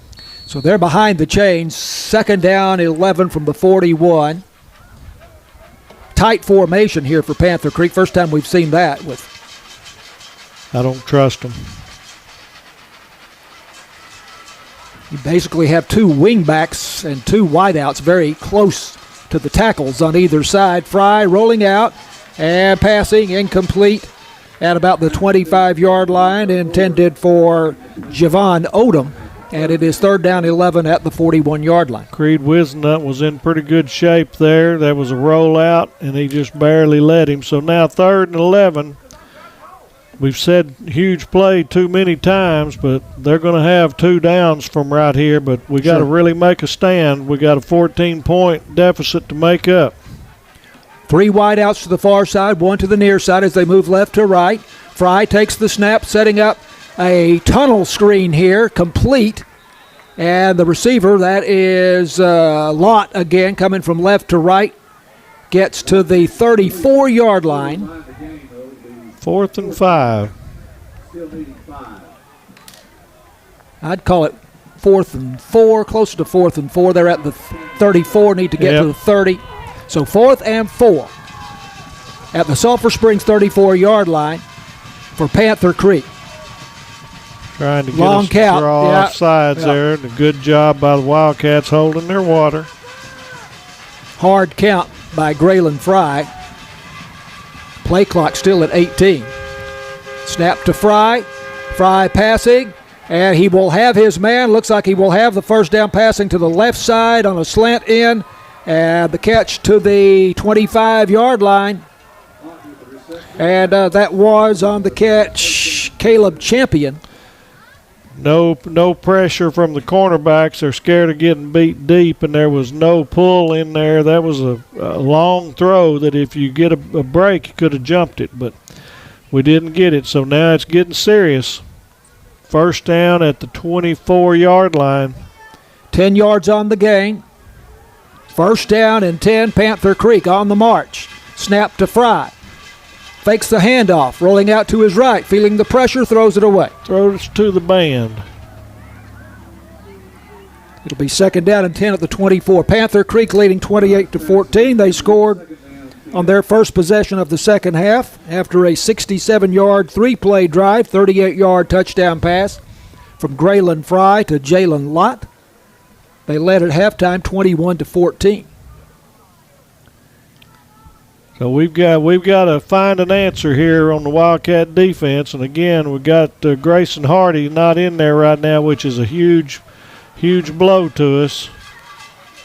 Here's a direct snap to Lott in there at the Wildcat quarterback, and he goes to the right and is bumped out of bounds at about the 20-yard line. Wildcats did a fairly good job of containing him, although he ends up with about 5 yards there. He ran like a sprinter there because we got through the line. I couldn't see who it was, but nearly had him for about a 5-yard loss, and he ended up getting about 6 on the play. So third and a long 4. Fry, hands off. There we off go. Left tackle. Cutting it back and stopped short of the first down is Donovan Webb. Gets to the 17-yard line. I think that was Alex King that met him and really stopped him there. So no gain.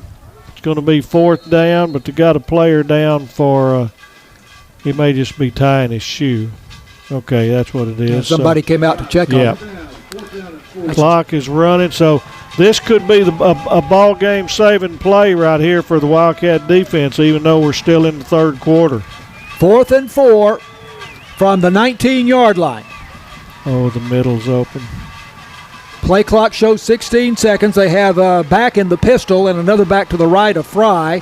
Play clock down to 10. They're in no hurry to snap it here. Graylin Fry. They're going to call timeout. Yeah, the junior quarterback turns and calls timeout. And so with 5:57 left to go in the third quarter and Panther Creek leading 28-14, there's a 4th and 5 play coming up. And as Tony has already told you, this is almost do or die for the Wildcat defense here. I think it is. I'm afraid it is. So I think all they were trying to do there is see if they could get us to jump off. They knew they were going to run timeout out on the field. So I tell you, give the Panther Creek defense credit on the last 2 possessions for the Wildcat offense. The Panther Creek defense has forced them to punt. Yep.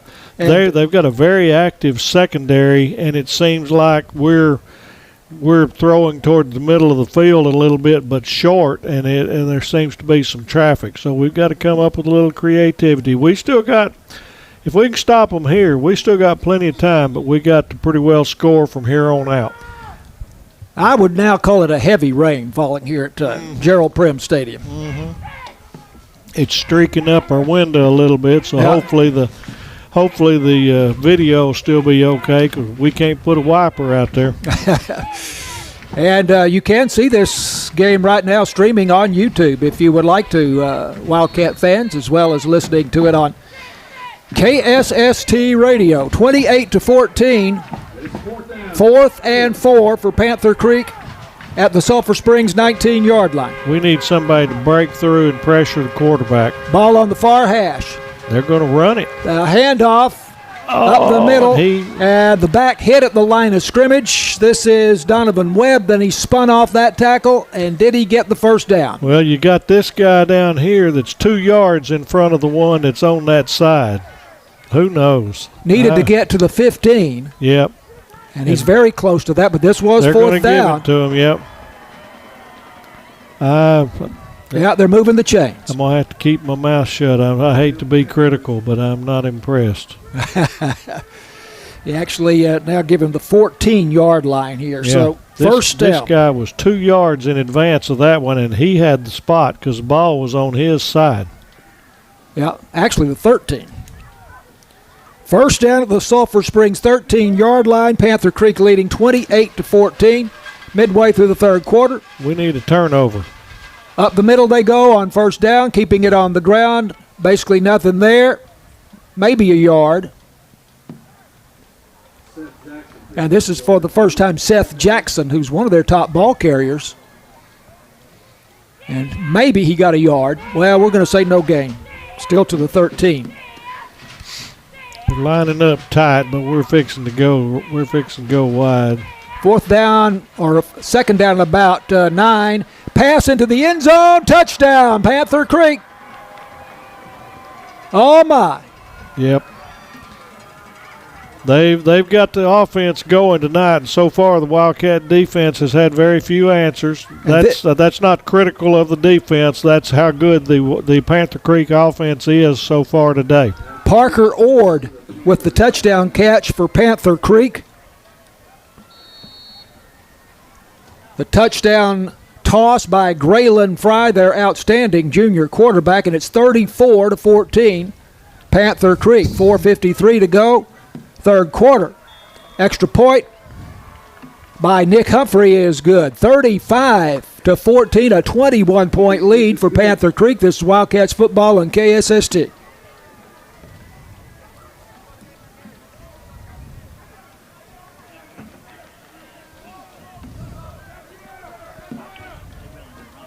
Well, this is to Panther Creek's credit to this point, I think. More so than I'm surprised. Yeah, I am too, because they didn't play this way in Paris.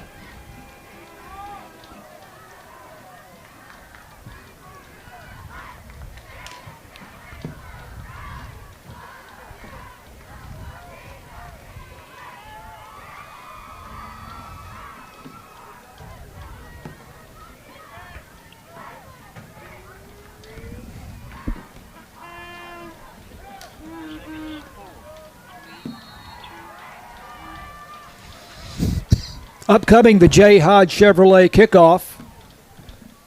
35-14 Panther Creek. They have scored on their first 2 possessions of the second half. Again, the angled kickoff to the far side, taken at the 25-yard line. That should be Wyatt Watson again, and it is. And he uses his blockers and works his way up to about the 37 or 38-yard line, I think.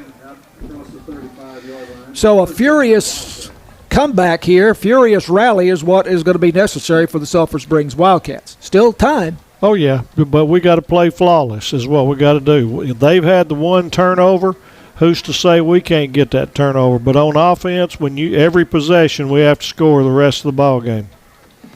The turnover that Tony's referring to was the interception by Bryson Spencer in the first half that was returned 35 yards for a touchdown.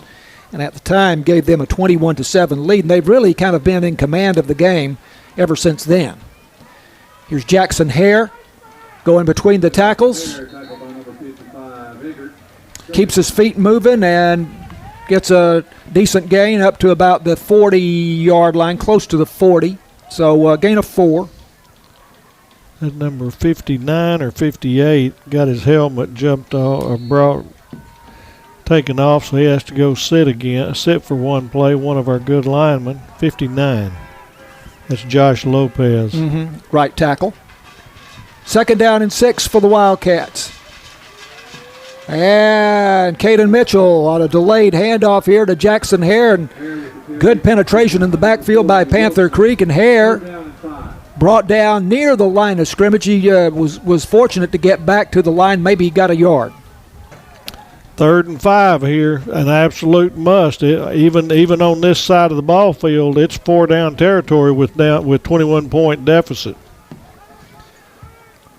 Rain continues to fall at Gerald Prem Stadium. Not good conditions for a comeback. 3rd and 5.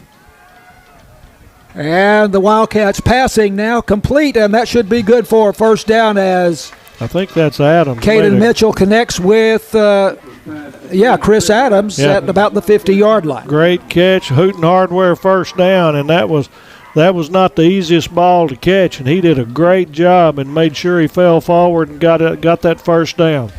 10 yards on the gain to Chris Adams, and it's a 1st down at the 50-yard line. 3:20 and counting in the 3rd quarter, so already time is not our adversary. Deuce Hall on the handoff at Hall. Breaks it into the secondary. Deuce Hall on the loose all the way inside the 20-yard line of Panther Creek. That's what we need, and that's what we said earlier, that every time he touches the ball, he's got a chance. Now, I don't like the fact he got up limping, and he's grabbing his left hamstring right now. We can't afford that, but he's coming out. 32-yard gain by Deuce Hall. Maybe it's a cramp. Humidity very high here tonight. 1st down Wildcats at the 18-yard line of Panther Creek. Late substitution, and we're going to get in trouble with that clock. We've got to get ready or we're going to have to call time. Play 5 clock, seconds. Yeah, play clock at 5.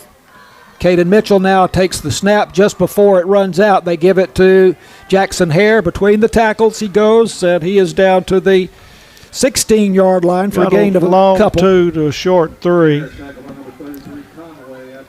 2:20 and the clock running right now. 2nd and 8 for the Wildcats. Getting harder to see. Yeah, Keyshawn John just came in. Oh, good. You said we hadn't seen him a lot on offense. He's been playing some special teams and I think defense, but he's in the backfield right now with Deuce out, I believe. 35-14, Panther Creek leading, but the Wildcats with a threat. Caden Mitchell, tunnel screen to Skylar Lewis. Lewis moving from left to right. Got down to the 10-yard line, going to get down to 3rd and 2. So good job. That was a Skylar Lewis type. Now what do we got here? One of our players is Skylar got his helmet taken off, so he's got to go out of play, and he was not happy. So Lewis made a jump cut to get away from the first tackler. Yeah. And then was corralled short of the 1st down at the 10. So he will have to step out for a play. And that hurts. Very well designed play, and that looked like Skylar Lewis with that determination there. So let's get that 1st down here. Now the light went out on the down marker. Yeah, I'm wondering about that. I'm pretty sure it's at the 10, which is going to put 3rd and 2. They're at the 10. Yeah, there's no down marker, and the scoreboard is not working on the down and distance, so we're in a bad way. And we've got a penalty. So and Wildcats are clapping. Maybe we got them to jump off sides, give us 1st down. The rain is slowly dripping down the window here, making it very difficult for us to see. On Panther Creek, that's going to be a 5-yard penalty, and that's what gets us our 1st down. All right. So that's a good thing. A little easier to see when you stand up, isn't it, Tom? There's not as much rain at the top part. So 1st and goal, and now the box is working. He had it turned sideways. Clock's rolling at 1:10. This is a must, and we need to get this on in here. That clock's already our enemy. 35-14, Panther Creek leading. Late in the 3rd quarter, just a minute to go. And they give it to Jackson Hare. Hare off right tackle. Again, using his blockers there and waiting for a block to develop, and one never really did satisfactorily, but he was able to get a yard or two. Yep, he got about a yard, good hard nose, but Panther Creek's done a good job of tackling tonight, and he did some sidestepping, but when one of them got a hold of him, he wasn't able to muscle it out. So 2nd and goal from the 4. Caden Mitchell in the shotgun. They give it to Jackson Hare. Hare going to his right, tries to cut it back, but good penetration by Panther Creek, and they bring him down for a loss, and that is Donovan Webb on the tackle. And we got a late flag, and there's some jawing going on, and I'm thinking that's going to go against Panther Creek and give us first down. Coach is coming on the field, and they need to be told to get on back over there. So let's see if this goes like I saw it. The loss was back to what, the 9? Yeah, about the 8 or 9. It all depends on if they're going to offset these fouls, but Panther Creek was very, very much the aggressor at the offside there, and it should be a half the distance and first down. Let's see if they do it. Our referee is Tom Dally out of the Tyler chapter. Still some conversation taking place among the officials. Wildcats down 35-14. Okay, we got that. Let's see if we hold it.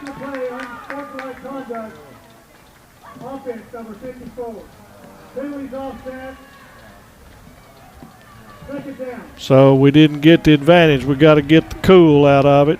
Got to hold your water whenever something like this goes. We could have had a critical play. So now we're going to be 3rd and goal at the 8. Okay, but the play will stand. So those are dead ball fouls. Those are dead ball fouls, right. Yep.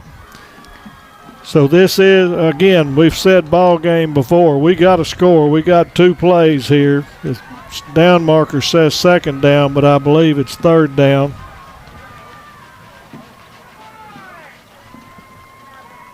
And now the down marker, yeah, now he's coming back. 3rd down from almost the 9-yard line. So that was a loss. That previous play when they dropped Jackson Hare for a loss was a loss of 5 yards. Yep, that's big. So we got 2 plays. We got to put the ball in the air, I think.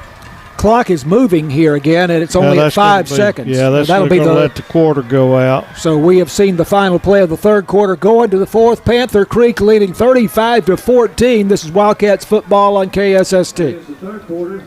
Panthers up 35-14.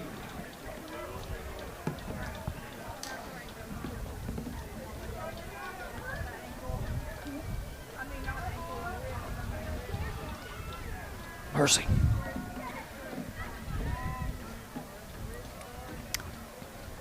Boy, it's too bad about the rain. There's so many people have gone home. Yep.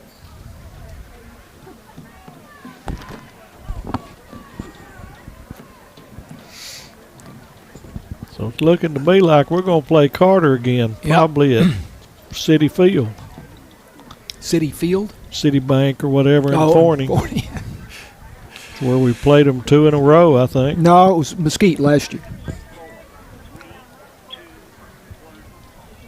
Wildcats football brought to you by Alliance Bank, Northeast Texas Farmers Co-op, Farm Country, Hooten Hardware, City National Bank, Wesley House Assisted Living, J. Hodge Chevrolet, Saputo Dairy Foods, Christus Mother Francis Hospital, Copy Products, and BT Medical. Pre-game from Super Handy, halftime by Galleon Insurance, Hall Oil, and Super Handy. Going to the 4th quarter, it is Panther Creek 35, Sulphur Springs 14. Panther Creek scored on both of their possessions in the 3rd quarter. Tony? 38-yard touchdown pass from Graylin Fry to Jalen Lott, and a 13-yard pass from Fry to Parker Ord. But now the Wildcats, what is this, 3rd down? 3rd and goal from the 9-yard line. Down 21, you got 2 plays to hit that end zone. Now going to the south end zone at Gerald Prem Stadium. Snap to Mitchell, fakes the handoff, passing to the far side at the goal line, and apparently incomplete to Wyatt Watson. Yep, a little bit high. So 4th and goal, can't do any. A field goal does you no good here, so you gotta go for it again. That was Skylar Lewis. Was it? Yeah. Okay. Again, kind of hard to see through the rain here, and that rain falling at a pretty good clip. Yep, it's fixing to get ugly. 4th and goal at the 9 for Sulphur Springs. We just had a man ran off, so I guess we're going to get away and not get an illegal substitution because he didn't huddle. Play clock down to 5. Ball on the far hash mark. Snap to Caden Mitchell, passing into the end zone, and it's broken up. Intended for Chris Adams. And a good job of defending the play by Panther Creek, and the ball goes back over to the Panthers. So we got 2 shots at it, couldn't come up with it. 11:48, down 21. We need a turnover. We've got them deep at the 9-yard line, so let's see if we can rally around this and get the defense to pull something special out of their hat. Wildcats have not scored since 5:19 remaining in the first half. That was a 19-yard TD pass from Caden Mitchell to Skylar Lewis, but it's been all Panther Creek since then. Yep. They lead at 35-14. There'll be heavy run from here on out now. All they're interested in is running that clock. Centel Pennington on the handoff up the middle and only gets to the 10-yard line for a gain of 1. I think at this point, they'd go 3 runs, let the clock run, and punt the ball and give us 1 score if they had to. Because they're not scared of anything, and they want that clock rolling. They're going to use all the time they can. 2nd down and 9 at the Panther Creek 10. As Tony said, a turnover here produced by the Wildcat defense would be most welcome.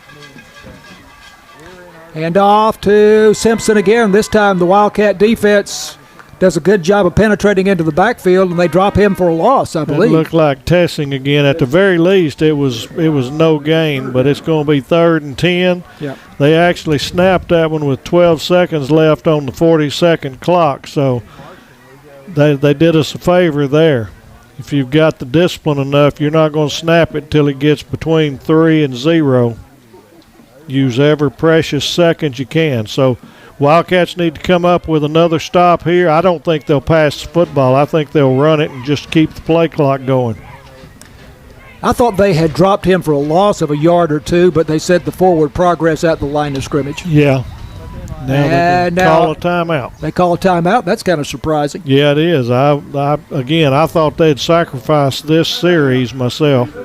35-14, Panther Creek, 10:23 to go in the ball game. This is Wildcats football on KSST.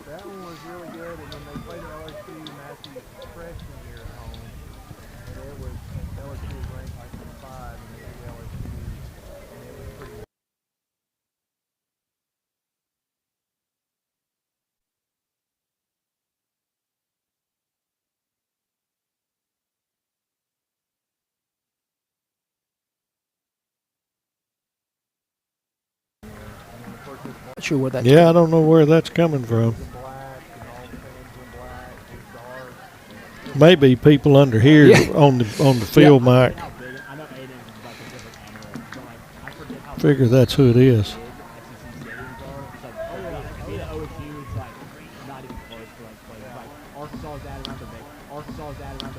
This is 3rd down at about 10, and Fry going deep down the right side. He's got his man at midfield. How about that? Mercy. Huge play. That goes to Kristen Trickett. Big gain. I don't see a flag down. No, and C.T. Galloway got him behind. He made a great shoestring catch, or that goes all the way for a touchdown. So we're not interested in it. That's the confidence they've got right now, and their deep ball passing game has been just incredible tonight. 50 yards on the gain on that 3rd down and 10 play from Graylin Fry to Kristen Trickett, who had a touchdown catch in the first half. First down at the Sulphur Springs 40. Panther Creek leading 35-14. Not looking good for the Wildcats. No. Give it to Centel Simpson up the middle for a couple of yards to the 38-yard line. I thought I had seen him out there early, but Mitchell's being forced to play defense tonight too. So we've obviously, in my mind, got some injuries that we're having to work around tonight too. Gain of 1 on that play, so it's 2nd down and 9. Where do you see him? He's right here on the hash mark at the 34. Playing safety. Yeah, well, sort of a safety, yeah. Corner or safety.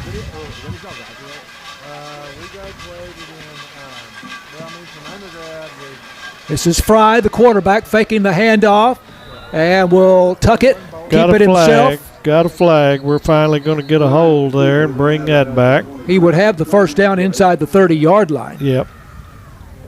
We're going to go 10 back from the 33. Repeat second down. Offense number 5. 10-yard penalty from the spot. Yeah, you're right. There is Second down. Caden Mitchell out there on defense. That's Yeah, the and I quarterback thought I is- had seen him earlier, Yeah, I think he played a play or two last week at Lake Dallas too. So, but I thought I'd seen him out there, but he squared up. So we got a break there, got him behind the chains, but we got to do something with it. It's going to be second and 13 now from the 43. 9 minutes to go, and they're winding the clock. That 40-second clock is our enemy right now. Well, it's just 25 on that one since there was a foul, but that's enough. We've only got, we got all 3 timeouts, but you can only stop it that many times. second down and 13 for Panther Creek. Handoff as they go between the tackles here. This is a short gain across the 40 up to around the 42-yard line. They're going to give him the 36. And that is Seth Jackson on the carry. 3rd and 6 now.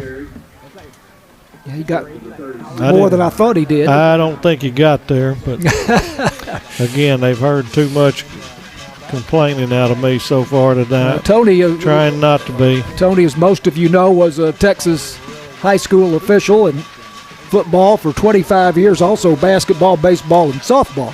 So he knows of what he speaks. 3rd and 6.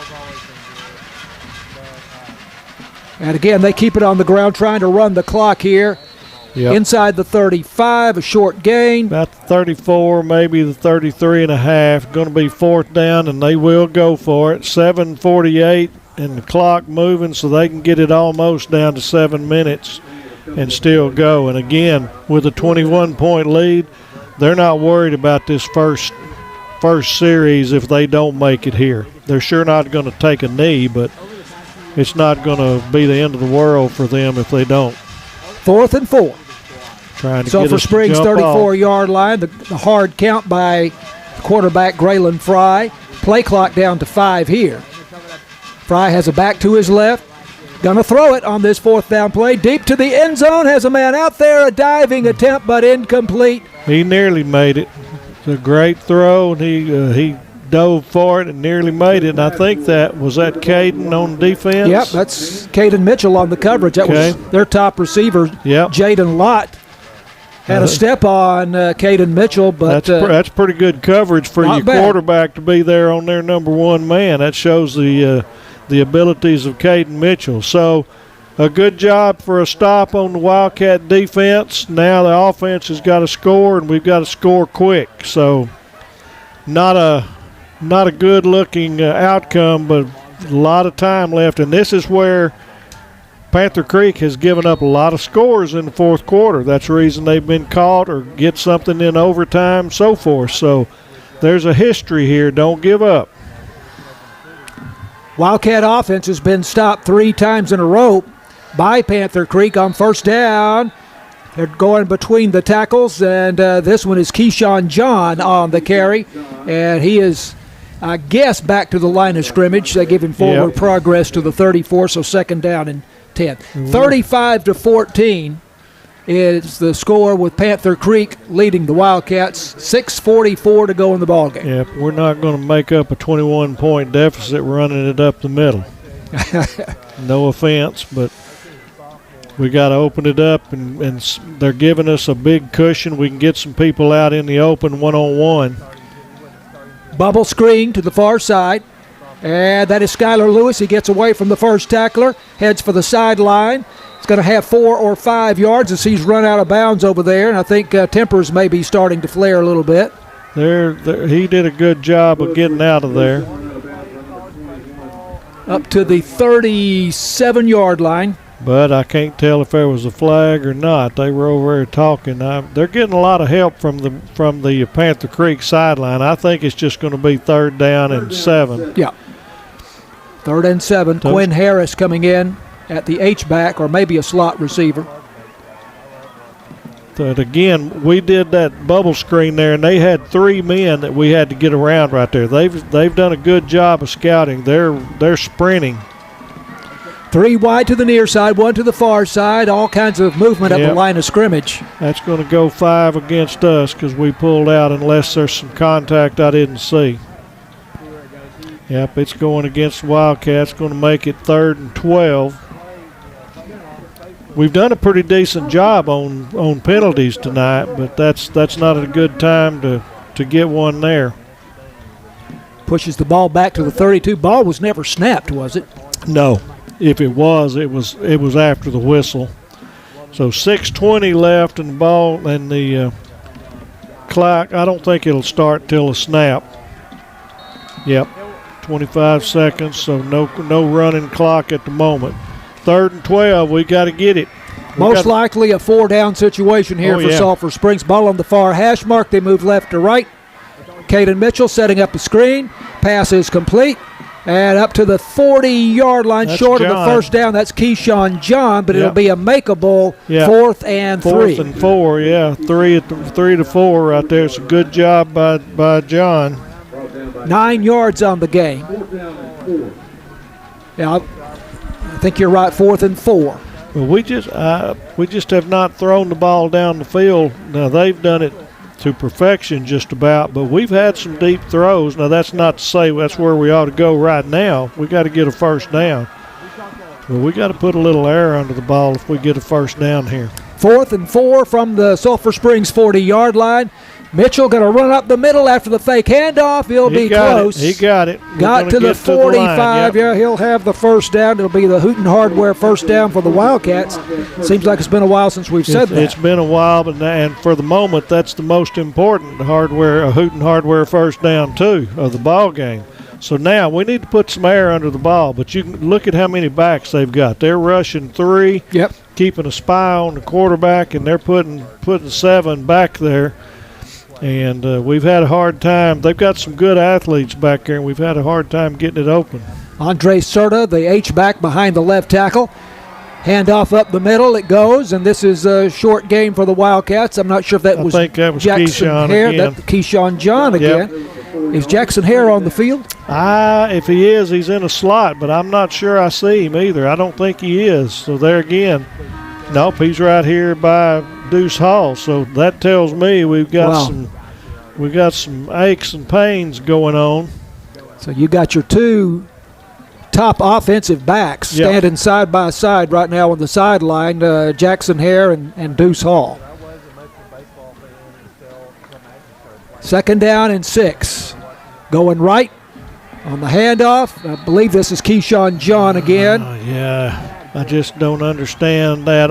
You're down 21 with 4 minutes. We may just be running the clock out. The game's unfortunately pretty well stated. Loss of 3 to the 46-yard line. 4:03 to go. So realistically, 35-14, the Panther Creek lead. You'd be looking at a miracle of biblical proportions at this point. Yep. But all is not lost. There is a tomorrow. 3rd and 9 for Sulphur Springs from the Wildcat 46-yard line. 2 wide left, 1 wide right. Caden Mitchell passing, and to the far side, incomplete. I could not see where the ball went, tell you the truth. Well, it kind of went in no man's land. I don't know if somebody ran or was supposed to button hook and turned the wrong way, but he threw it where there wasn't anybody. And Wyatt Watson kind of holding his hands up like, what happened? Yeah, I think that Mitchell thought somebody was going to turn one way. Now I see Jackson Hare and Deuce Hall both coming back into the ball game here, so that's a good sign. Yeah, if they're healthy. Hare lines up in the slot on the far side, and Deuce Hall, the running back, to the right of Caden Mitchell. But this is 4th and 9 from the Sulphur Springs 46. Mitchell throwing over the middle for Jackson Hare, it is picked off. And being run back here for Panther Creek all the way back to the Sulphur Springs 10-yard line.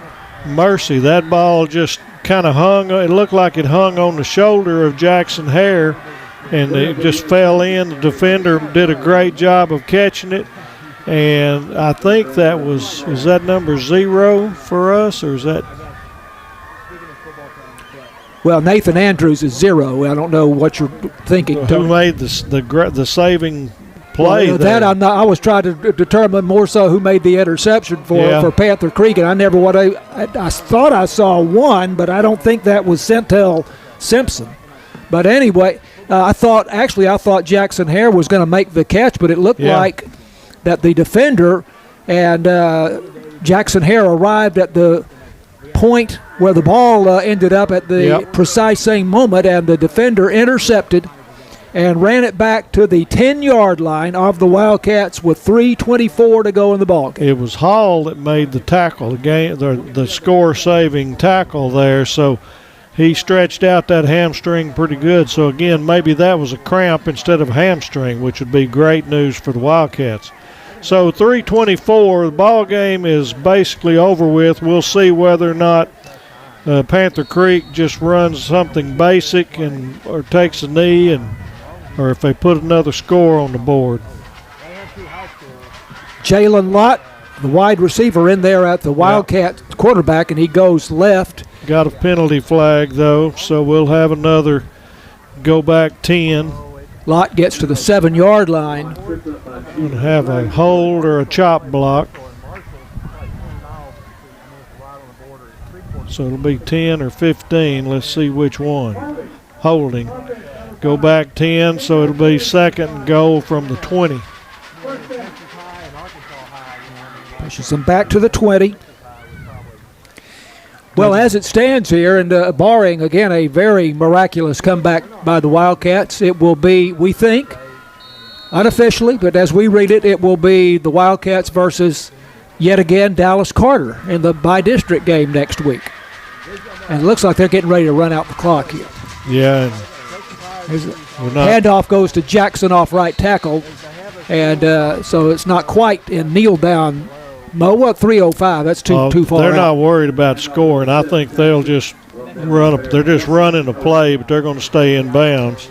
They ended up there with 2 H-backs on the left side. They're tight formation, but they're not quite to the point of a kneel down. But it's second down and goal from the 20-yard line. Panther Creek leading 35-14. 2 big interceptions in this game for Panther Creek. A pick 6 and a 10-yard from it. Second and goal from the 20. Graylin Fry in the shotgun, hands off up the middle. And here's a short gain and a scrum there at about the 17-yard line. 2:18 and counting, so it's going to be fourth and goal. And again, they're going to use all of the 40 yards, and they'll just run it. Who knows if they run it? Every time on fourth down, they've gone deep, and they've been more successful than not. So hopefully they'll show a little class and just run it. Centel Simpson on the carry there for a 3-yard gain. Third down and goal from the 17. Under 2 minutes to go in the ballgame. Oh, I thought it was fourth down. They had the replay on the penalty. Right. 2 H-backs behind the right tackle, back to the left to Fry. And that is Simpson, and they give it to Simpson. And going to his right, little slight cut back there to the 10. So a minute 30 and the clock running. So they'll run one more. We've got a Wildcat player kind of slow getting up. Can't see who it is. I think that was Tessing, but he's gotten up, but he'll have to come out for a play because they stopped the clock for it. 35-14 with a minute 27 left to go. Of course, as you know, Panther Creek ahead by 21. This is Wildcats football on KSST.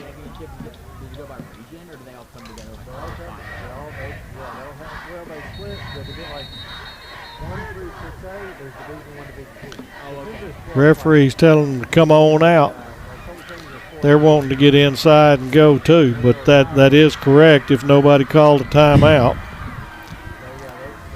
I'm not sure I know what you're pointing at. It was an injury timeout, so they're telling them to come on. You don't. It's not a timeout, so he's fixing to start the clock.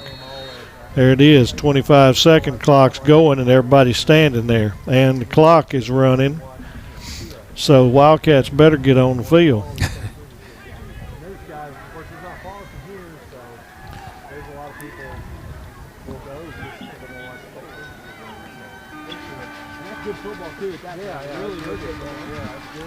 On this 4th down and goal, they throw into the end zone. Does Panther Creek, and is that a great catch Yep. or what? Yes, Tipped that it to is. himself. That is Jalen Lott, their outstanding receiver, who makes Yep. a diving catch about midway in the end zone, right at the sideline on the sideline in front of us here.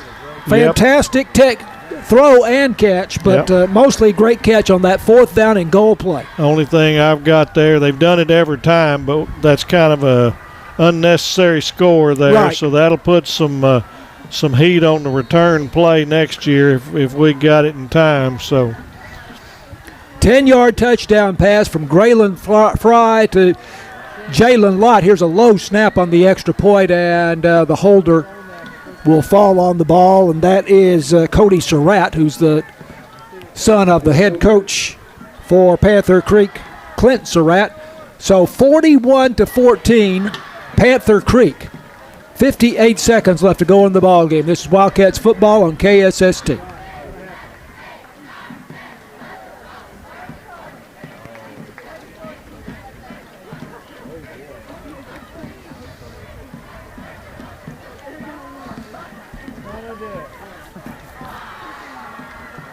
yeah, I thought they would just run the ball, turn it over there. That's that might make the handshake line a little bit crisper.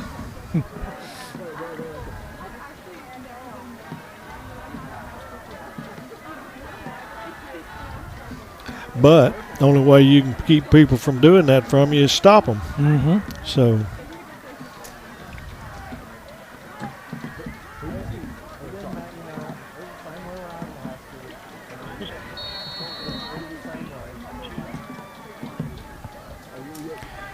here's the J. Hodge Chevrolet kickoff with less than a minute to play, and Panther Creek leading 41-14. Graylin Fry, their quarterback, has 4 touchdown passes in the game tonight. Here's the kickoff to the left side, and here's a nice return for Sulphur Springs. Hard to see who that is through the rain. kind of think that may be John. Into Panther Creek territory. No, is that Hall? Whoever's running straight to us. Or was that, well, I see It could be Skyler. Skyler. That's Skyler. Okay, that looked kind of like him.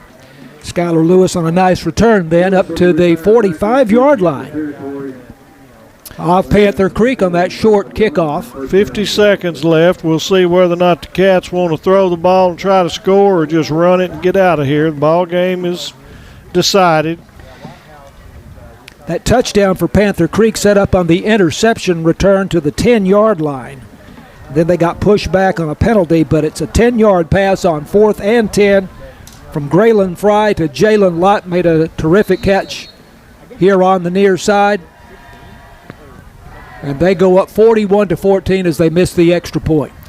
We're just running it up the middle, and that may be the last play of the ball game. Nope, we're going to have to run it one more. It's Keyshawn John on the carry to the 41-yard line. 2nd and 6, down to 30 seconds to go. 41-14, Panther Creek. And Tony, I will tell you, I'm surprised by the magnitude of their win. I'm not all that surprised that they would win, although I really did expect Sulphur Springs would win. Yep. But I am very surprised that Panther Creek has won going away. Yes. Here's a handoff. Again to Keyshawn John off right tackle. He bounces outside with it and is all the way down to the 25-yard line. That'll probably be it because they'll start the clock. He was inbound. 6 seconds. There it goes. If the clock operator will roll it. There we go. And the handshake line has started Yep. at the 50-yard line, and the clock has expired. 41-14 is the final. Panther Creek over Sulphur Springs in this final regular season game of the season, with the playoffs starting next week, and we'll talk about that and the rest of what has transpired here tonight when Wildcat football continues after this on KSST.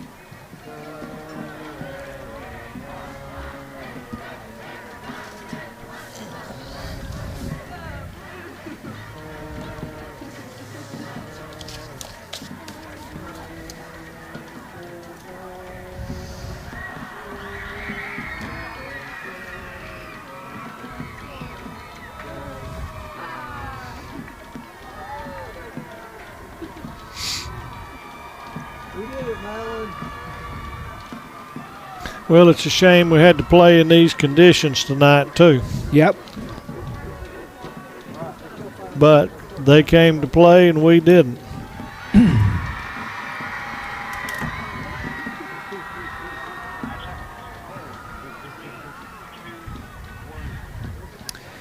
Wildcats football on KSST. It is a 41-14 win for Frisco Panther Creek over the Sulphur Springs Wildcats here tonight at Gerald Prim Stadium in a steady rain throughout the evening, but heavier here in the second half for sure. And Tony, the second half totally dominated by Panther Creek. Absolutely. I think we just got down when they scored on the opening kickoff of the second quarter or third quarter, and then we didn't answer. It just became evident. Not counting that last possession, Panther Creek stopped Sulphur Springs on its last 4 possessions. Mm-hmm. Either forced them to punt or Yep. forced them to give it up on downs. And the thing is, we didn't really shoot ourselves in the foot either. We've had a history this year of killing some of our drives with a penalty or something like that. We didn't really do that. Panther Creek just did a good job defensively. They were a lot more wide open offensively on their game plan than we were. So, maybe we should have been a little more creative. Who knows? So we'll recap the scoring. I'll tell you a key to this game, Tony, comes at the very beginning of the game when the Wildcats took the opening kickoff and looked like they were marching for a touchdown, and Panther Creek stopped them on a couple of particular plays down there. Sulphur Springs got to the 14-yard line. Yep. 2 consecutive plays where they were tackled for losses. The Wildcats ended up having to settle for a field goal attempt. And then the field goal was because from one of our penalties. We had a 29-yard touchdown run called back by a holding penalty. Yep. That was the most critical of error that we had. And then when we at least didn't get the field goal, that really hurt there. If we get a field goal, at least we'd say we can move it and so forth. But the big deal was the hold on the corner because Deuce Hall had made a really nice play and scored. That's a great point. That called back touchdown on the first drive, and I think if the Wildcats had gone on in, certainly if they'd gone on in and scored a touchdown. Yeah. Or as you say, even if they had the field goal. Field goal wouldn't have hurt, but it wouldn't have been as good, but it shows we're here to play ball. And then Panther Creek, following that, they take the ball at the 20-yard line after the missed field goal, and they go 80 yards in 6 plays. Had a 20-yard run by Centel Simpson, 31-yard pass to their top receiver, Jalen Lott, and then another pass down to the 2-yard line to Kristen Trickett, and their quarterback, Graylin Fry, scores on a 2-yard run, and they went up 7-0 midway through the first quarter. Wildcats came right back. They had a 70-yard drive in 9 plays, and they get a touchdown of 2 yards on a run by Deuce Hall. Rodriguez the kick, and it was 7-7. And then Panther Creek comes right back. And here's another key play in the game, Tony. Sulphur Springs had them 4th and 14 at the Panther Creek 41-yard line, and on that 4th and 14 play, they get the 59-yard, or 3rd and 14, I made the note, 59-yard touchdown pass from Graylin Fry to Kristen Trickett to go up 14-7. So that was another big play of the game. Huge. And then right after that, maybe the biggest play of the game, Wildcats had the ball, and on a tipped pass, Bryson Spencer returns it 35 yards for a Panther Creek touchdown to go up 21-7 with 8:17 left to go in the second quarter. You look at those two probably in a 3-play span. Right. They completely went from our defense, everybody's pumped because we're 4th and 13 and get scored on, and then come back and have the tip, and all of a sudden you think you're fixing to go score and take the lead, and all of a sudden in 5 plays you're down 14. Right. That was huge. Wildcats did come back after that interception return for a touchdown, drove 57 yards in 6 plays. Had a 19-yard pass to Quinn Harris, and finally the touchdown pass, and this was the final score of the night for the Wildcats. 19-yard TD pass from Caden Mitchell to Skylar Lewis to make it 21-14 with 5:19 left to go in the first half. There was no further scoring in the first half, and so 21-14 was the score at halftime. Then Panther Creek comes back. They take the opening kickoff of the second half, and they score in 3 plays from 67 yards, 38-yard TD pass from Graylin Fry to Jalen Lott on a post pattern to go up 28-14, force Sulphur Springs to punt. Then they drive 60 yards in 14 plays, 13-yard TD pass from Fry to Parker Ord, 35-14. Then they score late in the game that 10-yard pass, a 4th goal from the 10 when they probably should have just been running out the clock, Tony. Yep. From Graylin Fry to make the final score 41-14 as they missed the extra point. So 20-0 Panther Creek in the second half. And the history of them from district this year is that they get outscored in the second half. So complete role reversals from what the remainder of the district schedule had been with them this year. But it was just Sulphur Springs didn't play well, and so the Panther Creek had the best deep ball passing game of anybody that I've seen this year. And they were just on target, and they actually missed a couple of them that looked like they could have scored. So both teams came in here tonight 8-1, 4-1 in district play, basically tied for second place behind Salina. The surprise is that Sulphur Springs beat Aubrey pretty easily. They beat Lake Dallas last week very easily.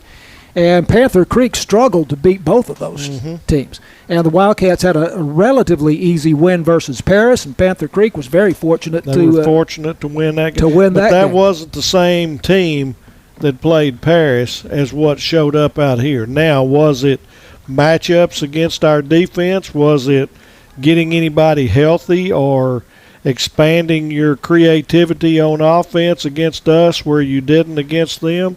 I don't know, but something was different between that ball game because I saw that one, and that tonight's Panther Creek team did not play in Paris, Texas about 3 weeks ago. So now what we think will happen now, and this is not official, but this is our reading of it. I think we're correct in this, that the Wildcats now will play Dallas Carter for the 3rd year in a row in by-district, as Carter has finished in second place in District 8 4A Division 1 with a 6-1 record. They're 6-4 overall.